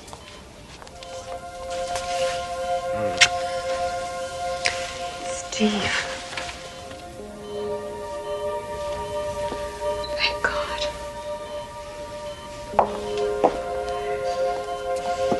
What happened? What am I doing back here? You were shot breaking into the house. Don't worry, sweetheart. The man you tried to rob dropped the charges. Take it easy. As soon as the doctor says you're better, we can go back to the shelter. The shelter? Isn't the shelter shut down? No. City applauds. Benefactor. Listen to this. Spokesman for financier Frederick Perry announced plans today to buy out the mortgage on the 8th Street shelter. Perry, when reached for comment, simply said that it was the right thing to do. But it wasn't him. It was me. Maybe in a way it was. Maybe Perry saw what desperation could do to somebody and thought it was time he did something about it. Best of all, honey, I talked to the director of the shelter, and he said there's enough money now for some real work to be done, and he wants to hire you.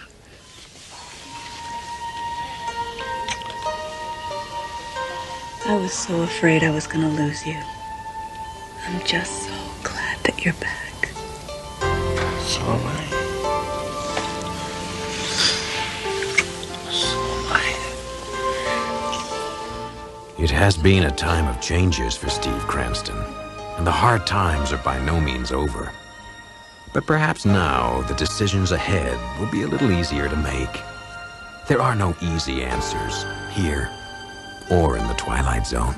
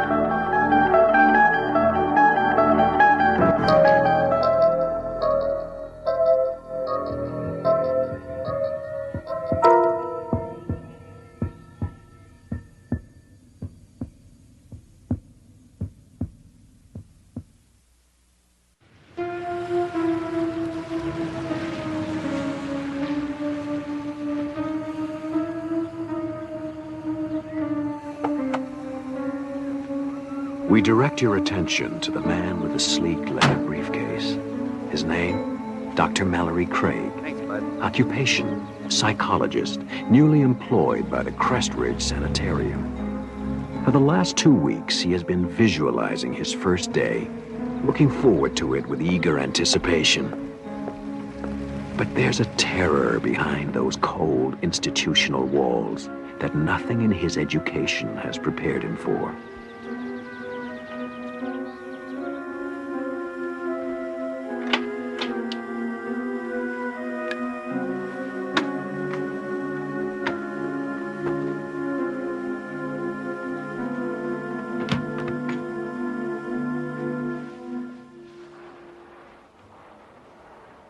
Dr. Craig? Yes. Rebecca Robb. Everyone calls me Becky. I'm the catch-all head nurse, good cop, bad cop, advisor on policy, and tracker down of missing paychecks. Glad to have you aboard. Thank you. Glad to be here. This place has got a fine reputation. I only hope I can live up to it. I'll get you the files on your clients. You'll be taking over Dr. Parnett's group, about 6 or 7 people. I think you'll find them all quite fascinating. Thank you, Becky.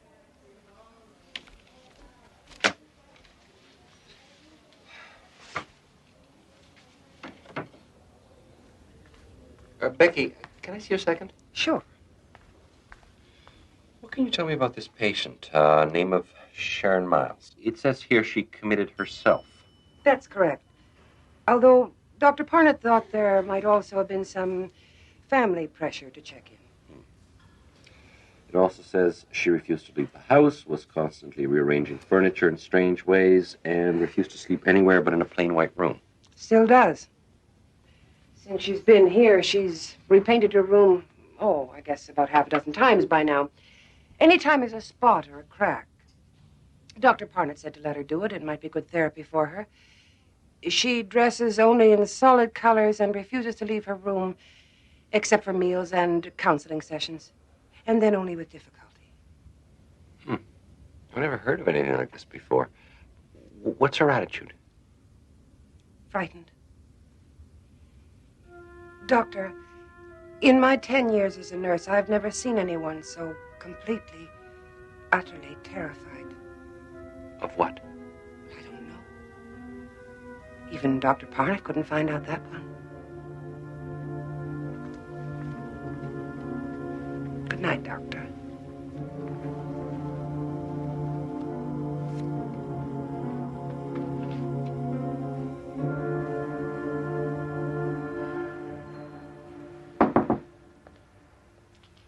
Hi.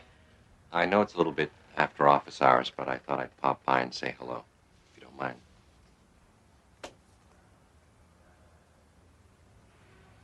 Yours?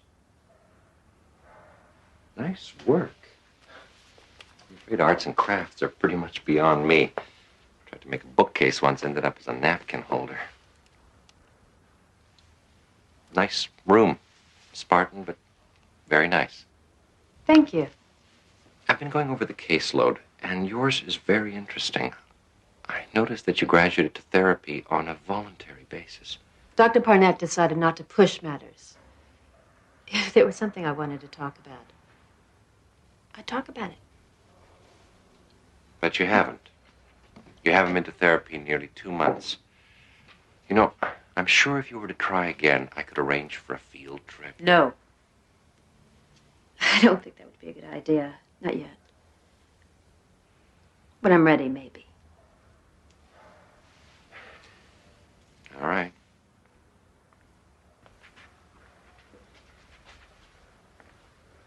But if you should ever feel like talking, I think you know where to find me. Good evening.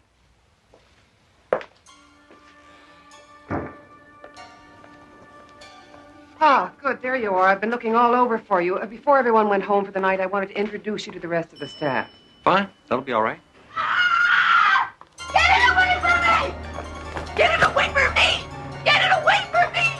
I told her we don't have any other heavy blankets. It's getting colder and she's I don't getting care! Get it away! I don't want patterns! Look, just go and get 2 or 3 light ones. That should be all right, don't you think? As long as they're plain. One color, no patterns. No patterns. I promise.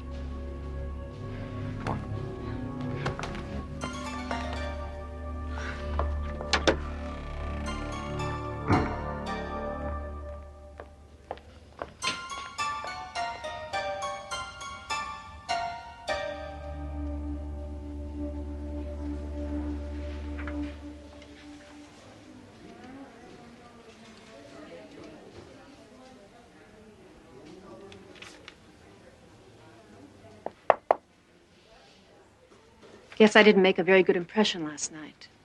I want to thank you for what you did. The staff gets a little impatient with me at times. All forgotten. Thank you. But it would help me tremendously in the future if I understood why you were so concerned.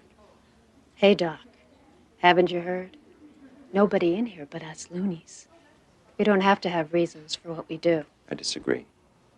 And for what it's worth, I don't think you are a loony. Scared, yes. And I'd like to try and help. Talk to you for a while. All right. If you just move that for the time being.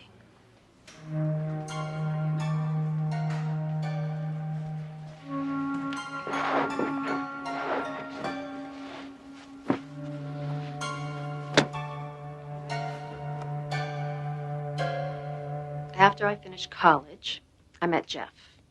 And we got married about a year later. And we had a boy, Bobby. He's 7 years old now. And I don't hate my mother or my father, and I never wanted to sleep with my brother. And I wasn't frightened by a checkered sheet when I was a little girl. But you were frightened last night. I saw you. You were terrified by that blanket. No, not the blanket. The patterns. Why?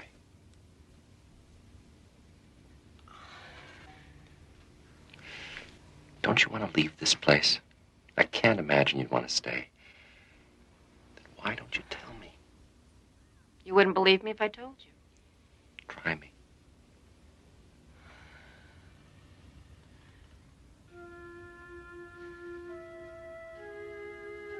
You ever look closely at patterns, Doctor? I mean the kind of patterns you find in wallpaper. Cracks in the ceiling. Linoleum floors. I suppose so, yes. You ever see faces in those patterns? The way that the cracks and colors come together so that if you look at it, just so, you could swear you see a face. Of course. We had a linoleum floor when I was a kid. I used to spend hours looking at the patterns, trying to make faces out of them. See, that's the way the brain works. It tries to find order in chaos. Given the chance, the mind plays a game of connect the dots with whatever it happens to be looking at the time. Yes, but did you ever wonder why you see faces? Not animals or plants or buildings, but faces. No, actually, until you mentioned it, it hadn't occurred to me. It didn't occur to me either. At least not at first. It was Sunday, and I was looking up at the wallpaper. It was covered in abstract patterns, you know the kind. And I was looking up at the wallpaper, looking into the patterns. I saw a face in it. Doctor, I swear it looked back at me. Right at me. I caught it off guard, I guess, because I got the most terrible, horrible feeling that it knew that I saw it. And I looked away. It was gone.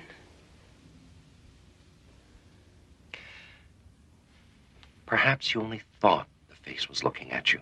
No. No!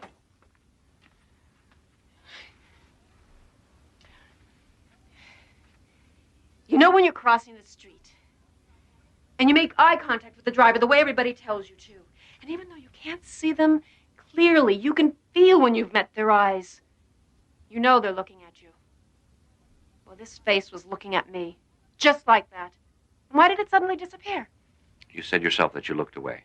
At that moment, your mind rearranged the dots into a different pattern, one without a face. No, there was something there, Doctor. I saw it and it saw me. It's trying to kill me.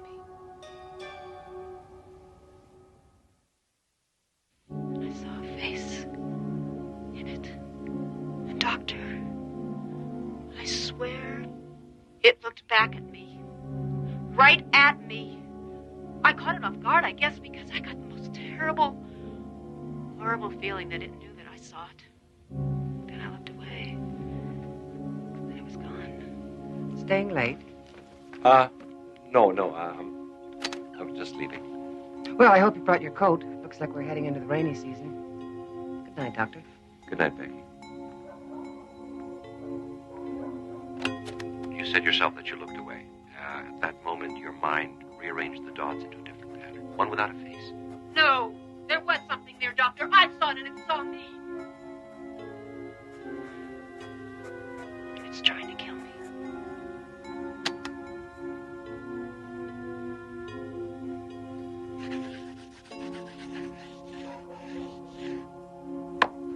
After I saw the first face, I started seeing more of them.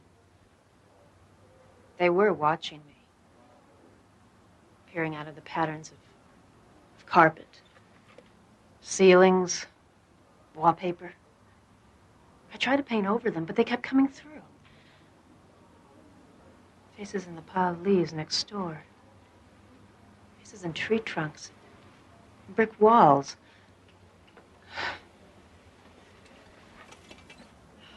Faces in the doodles of my 7-year-old son. My clothes. I had to stop wearing patterns. That's why I don't allow patterns in my room. That's how they come through. As long as they're out of range, I'm safe. Sometimes I get the feeling that I hear them talking, whispering about me, trying to decide what they're going to do about me. You keep saying they. Who are they? I don't know. Sometimes I get the feeling that they're looking in from someplace else, someplace parallel to this, that only intersects us at certain points. I get the feeling that they're old. Very, very old. What do you think they would do to you, finally, if they got you alone? I don't know. I try not to think about it. And I'm not going to give them the chance to find out. Did this have something to do with your decision to commit yourself? I'm awfully tired, Doctor. Can we pick this up? Will you tell me tomorrow what happened?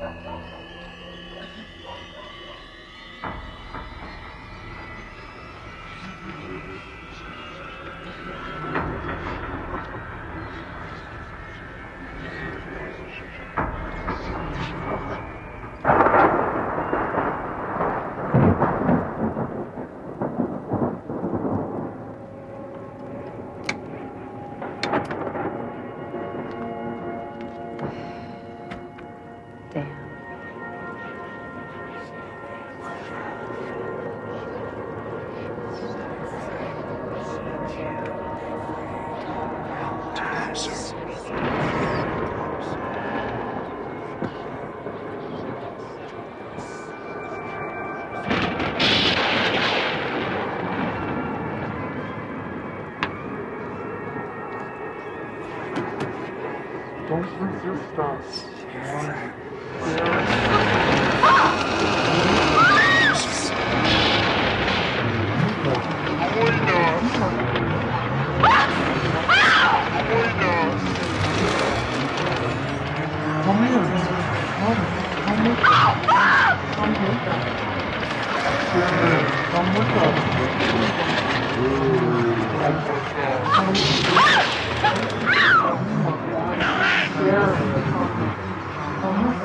Don't resist.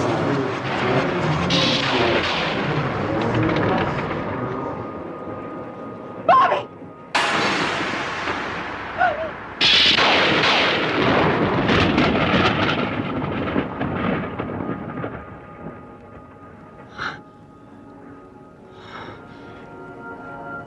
Oh.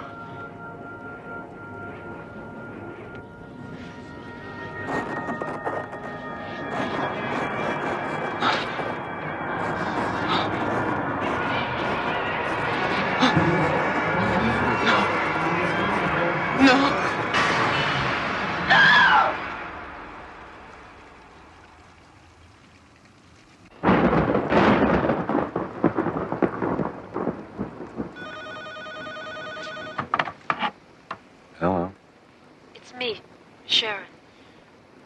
I've changed my mind. I can't live like this anymore. Someone has to know in case something happens to me. Tomorrow I'll tell you everything. Glad to hear that, Sharon.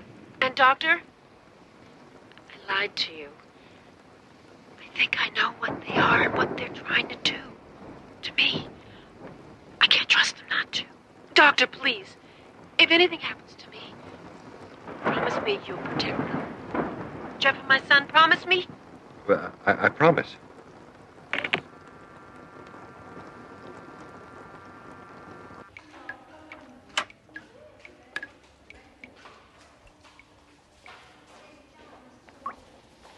Good morning, Doctor. Pardon the bucket. We had the roof fixed last winter, but it still leaks a lot. The buckets all over the place. A storm that big always agitates the patients, and last night was a doozy. Around midnight, we had everyone quieted down, except for your favorite patient. Sharon? What happened? She just started screaming right in the middle of the night, screaming and pounding on her door, trying to get out. Kept saying she wanted another room, that she had to get out.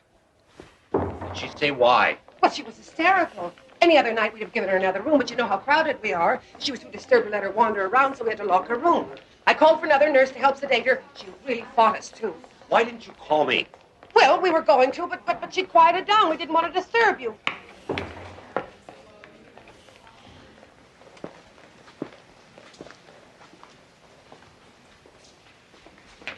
Good morning, Doctor. I hear you give our nurses quite a night. I was being silly, and I realize that now. Storms frighten me. Actually, thanks to you, I realize I've been silly about a lot of things. Such as? Such as being here, committing myself, abandoning my son and husband just because of some perfectly irrational fears. It's wrong. And I can see that now.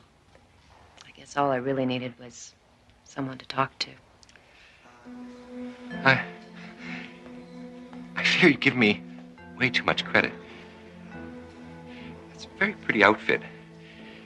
Very intricate patterns, I thought. Just one more sign that all is well. I called the front office and had it brought to my room. With some luck, I signed the release forms and I'll be leaving here this afternoon. So soon? I thought we could at least finish our... We did. And again. Thank you.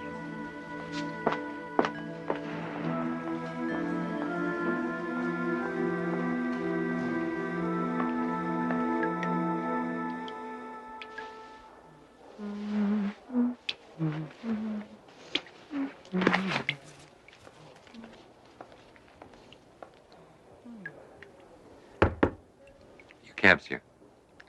Thought I'd help you with your bags. Thank you.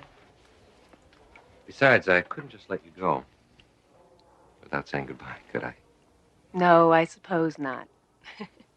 All the help is quite appreciated.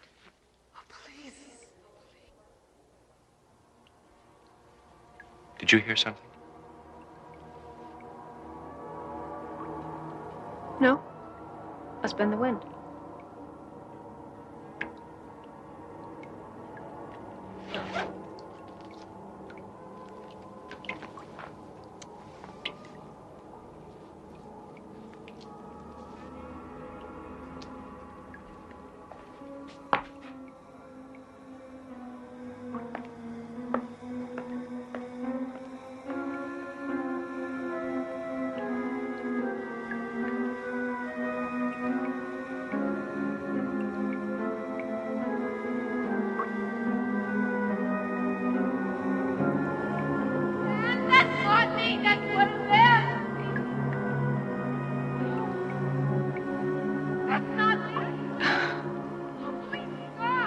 Next time you're alone, look quickly at the wallpaper and the ceiling and the cracks on the sidewalk.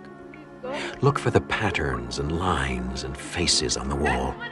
Look, if you can, for Sharon Miles, visible only out of the corner of your eye or in the Twilight Zone.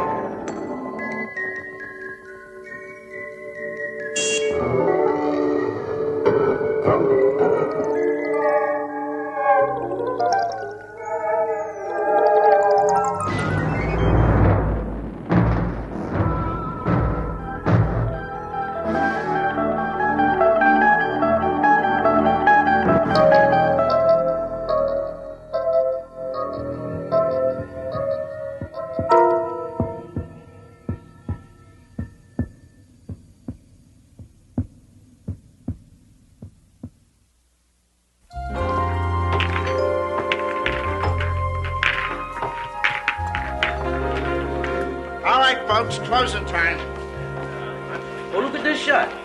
You'll never sink this in a million years. Guy thinks he's the next Fats Brown. Come on, let's get out of here. Hey, Joe. How come he gets to stay? Because he asks nice. Now get going. I'm off to Mulvaney's. Anybody for a beer? Hey, Jesse.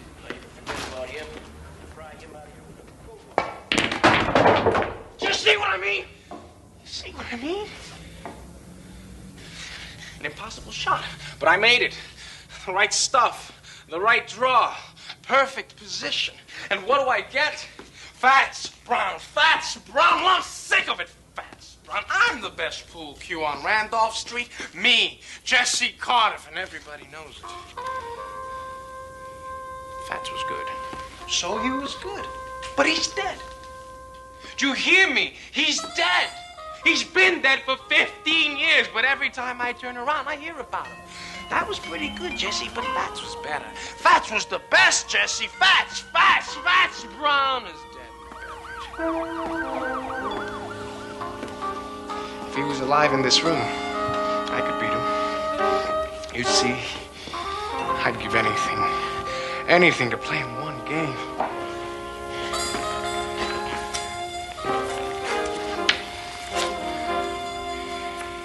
I'd show you who's best. One game. One lousy game. At your service. Jesse Cardiff, pool shark, the best on Randolph Street, who will soon learn that trying to be the best at anything carries its own special risk, in or out of the Twilight Zone. You called? You're dead? Not really. As long as people talk about you, you don't really die. As long as people speak your name, you continue. The legend doesn't die because the man does.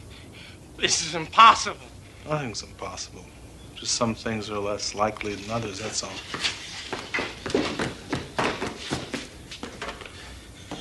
This isn't a rib. You're him. You're James Howard Brown. See, my friends call me Fats. Now, I know it's a shock, but you called me. I didn't call you. I didn't mean that it... It's just a lot of talk. I was only... You like to play with fire, but you don't like to cook. Is that it? You know that you're not as good as you claim to be. You know deep down inside that you're second rate. Hey, hold on. Strictly second rate. What, are you afraid? Look, I come a long way. I don't like to be fooled with. I meet guys like you all the time. A little knack, a little skill, a little style. But when the heat's on, you choke. Excuse me. You've never seen me play. How you know I can't beat you? It is possible, isn't it? Oh, yeah, it's possible. But you ain't gonna do it with your mouth. All right, fat boy, dead or alive. I'll tell you something. You may be some tin god, but I think you're just a big balloon waiting for somebody to put a needle in you. Well, I'm that somebody. This is a needle. So you play me then? Rack 'em.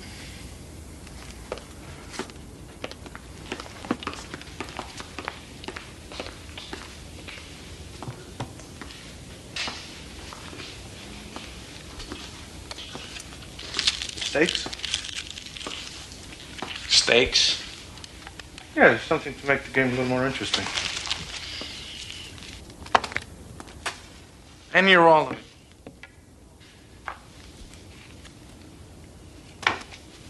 Hey. Use your brains, kid. What good is that to me? And what? Something to make my long journey worthwhile. Name it. You said that you'd give anything to play with me. Anything? What are you talking about, pal? Just what kind of stakes are you talking about? Life or death. What? You beat me, you live. You lose, you die.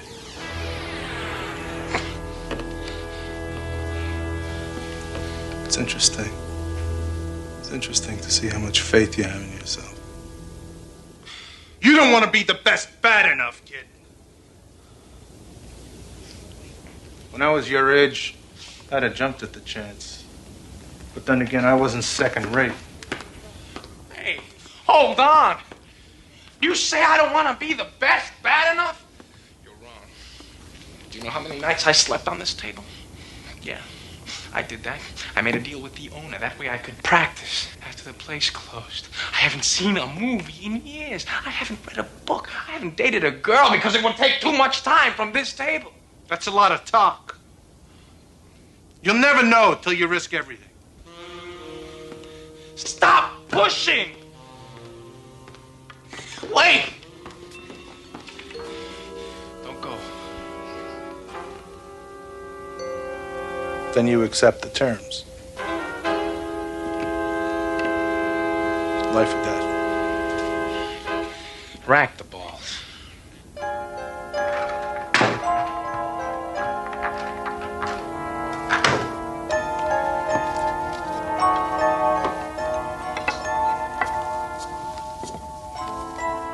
I had this specially made for me in St. Louis.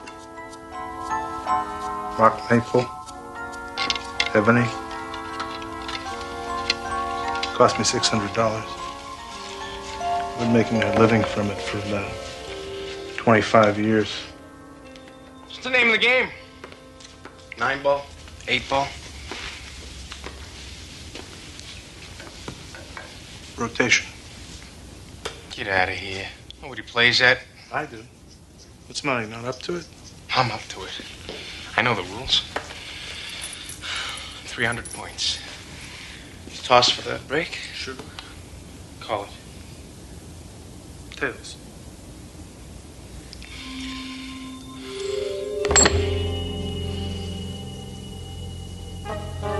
Change your mind? You can, you know. Heads. My break.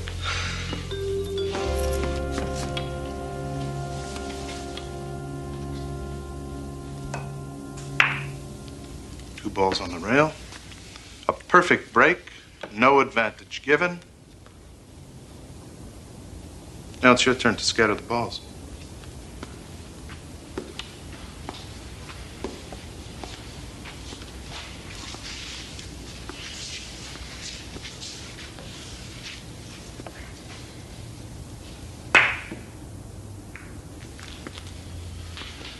Do something with that.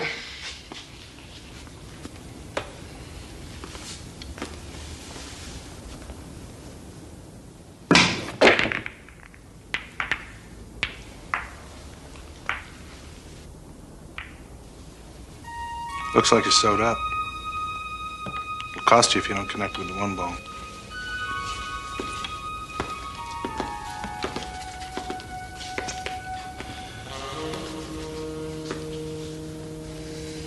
Bank.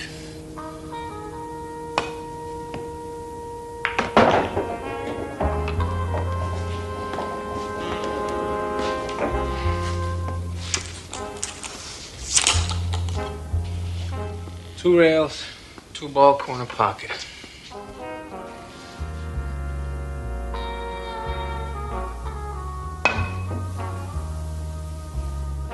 Did you see that, fat boy? Funny. No man can rise to the occasion when his life is at stake. 2-ball, 2 points. Not bad. It was great! You're like all the others. You keep trying to bring me down. When I was a kid, there were plenty of guys like you. Guys that were good at things. Like music, basketball, arithmetic. They'd do everything they could to make me feel this high. But you fooled them, didn't you? Right. I knew that somewhere there was something I could be good at. I had the eye for it.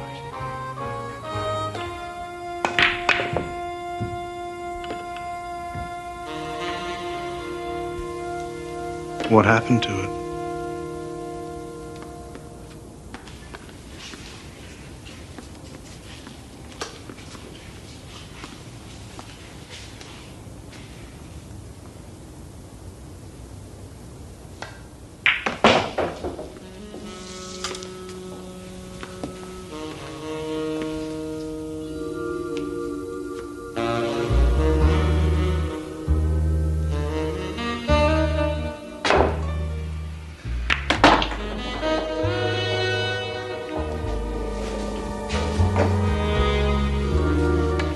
don't hit the 5 ball, you scratch. And that'll cost you points.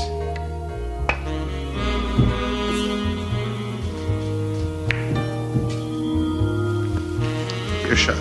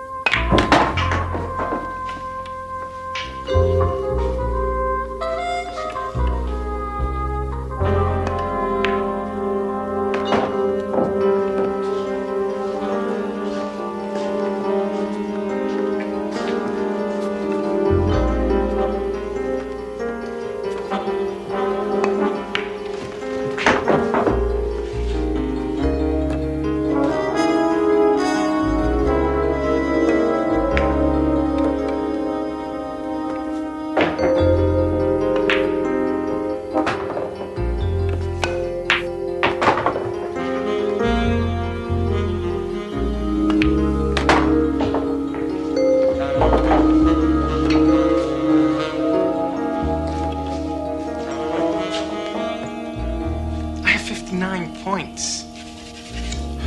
You have 7. Game's young yet, my friend. Very young. Shoot.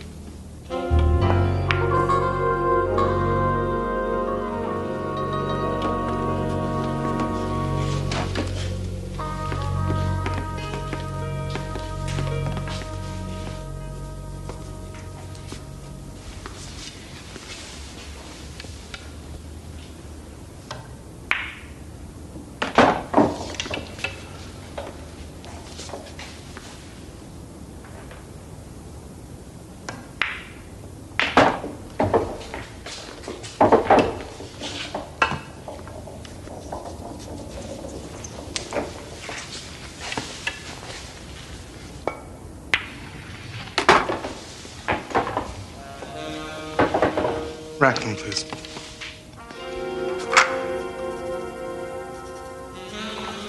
15 ball in that pocket, and a perfect break at the same time.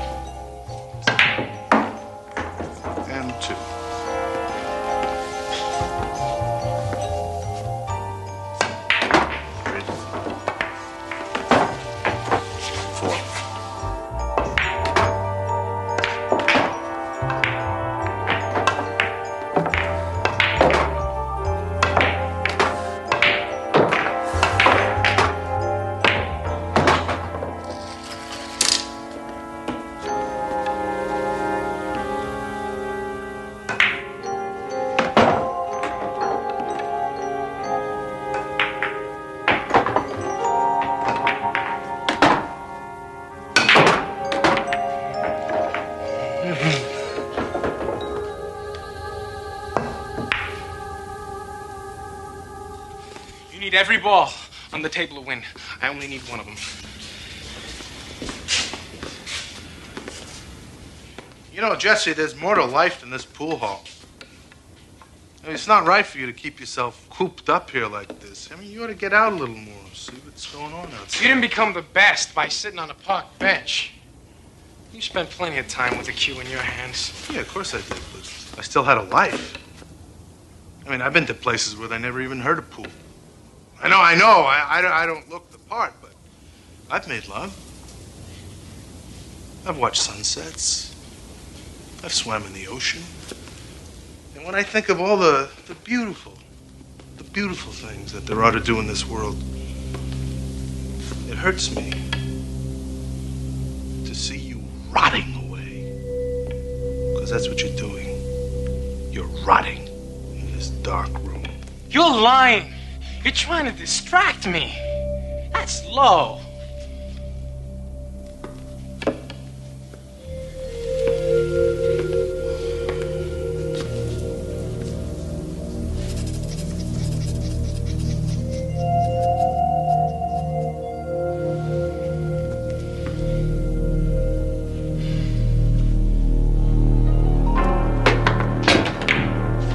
You did that on purpose. You made make me miss. Little gamesmanship, a little pressure, and you come apart. That's kid stuff. To break your concentration, you go wild.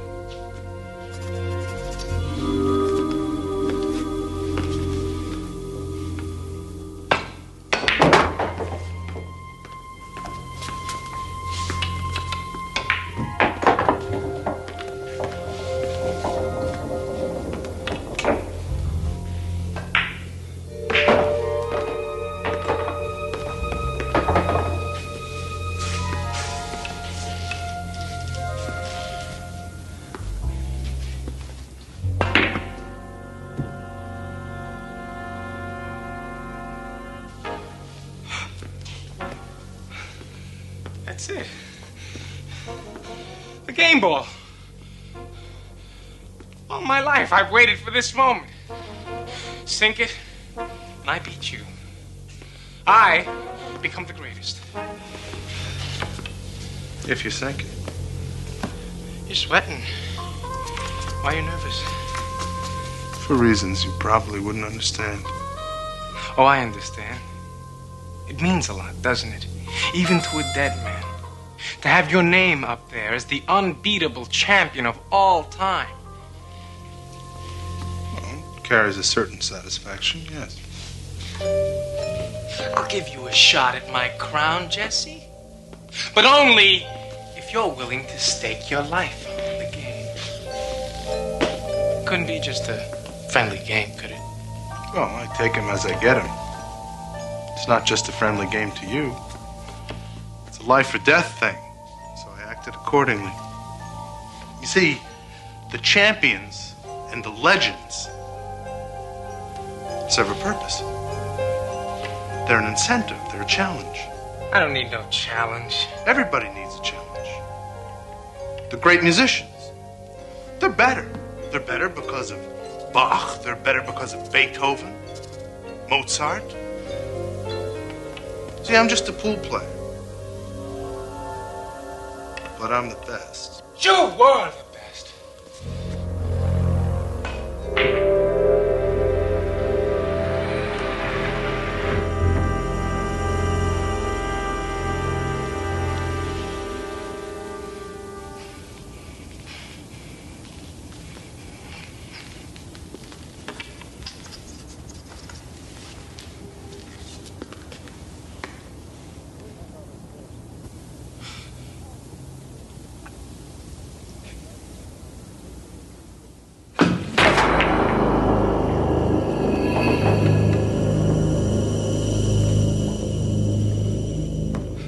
What are you waiting for?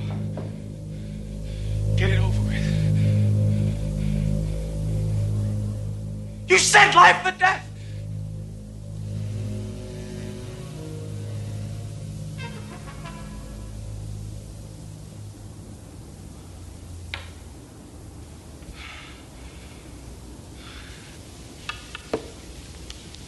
No, you really didn't expect me to kill you, now, did you? You said if I'd won, I'd live. If I'd lost, I'd die. And you will. As all second-raters die. You'll be buried and forgotten without me touching you. See, if you'd have beaten me, if you'd have beaten me, you would have lived forever. You tricked me. No. No, you just have to be tested under pressure, that's all. Any man can be a marksman if the target doesn't shoot back.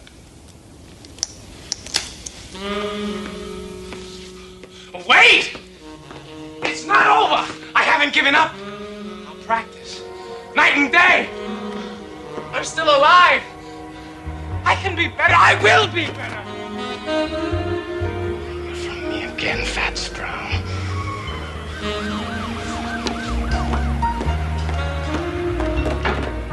Lives of great men all remind us we can make our lives sublime. And departing, leave behind us footprints on the sands of time, on the earth as we know it, and in the Twilight Zone.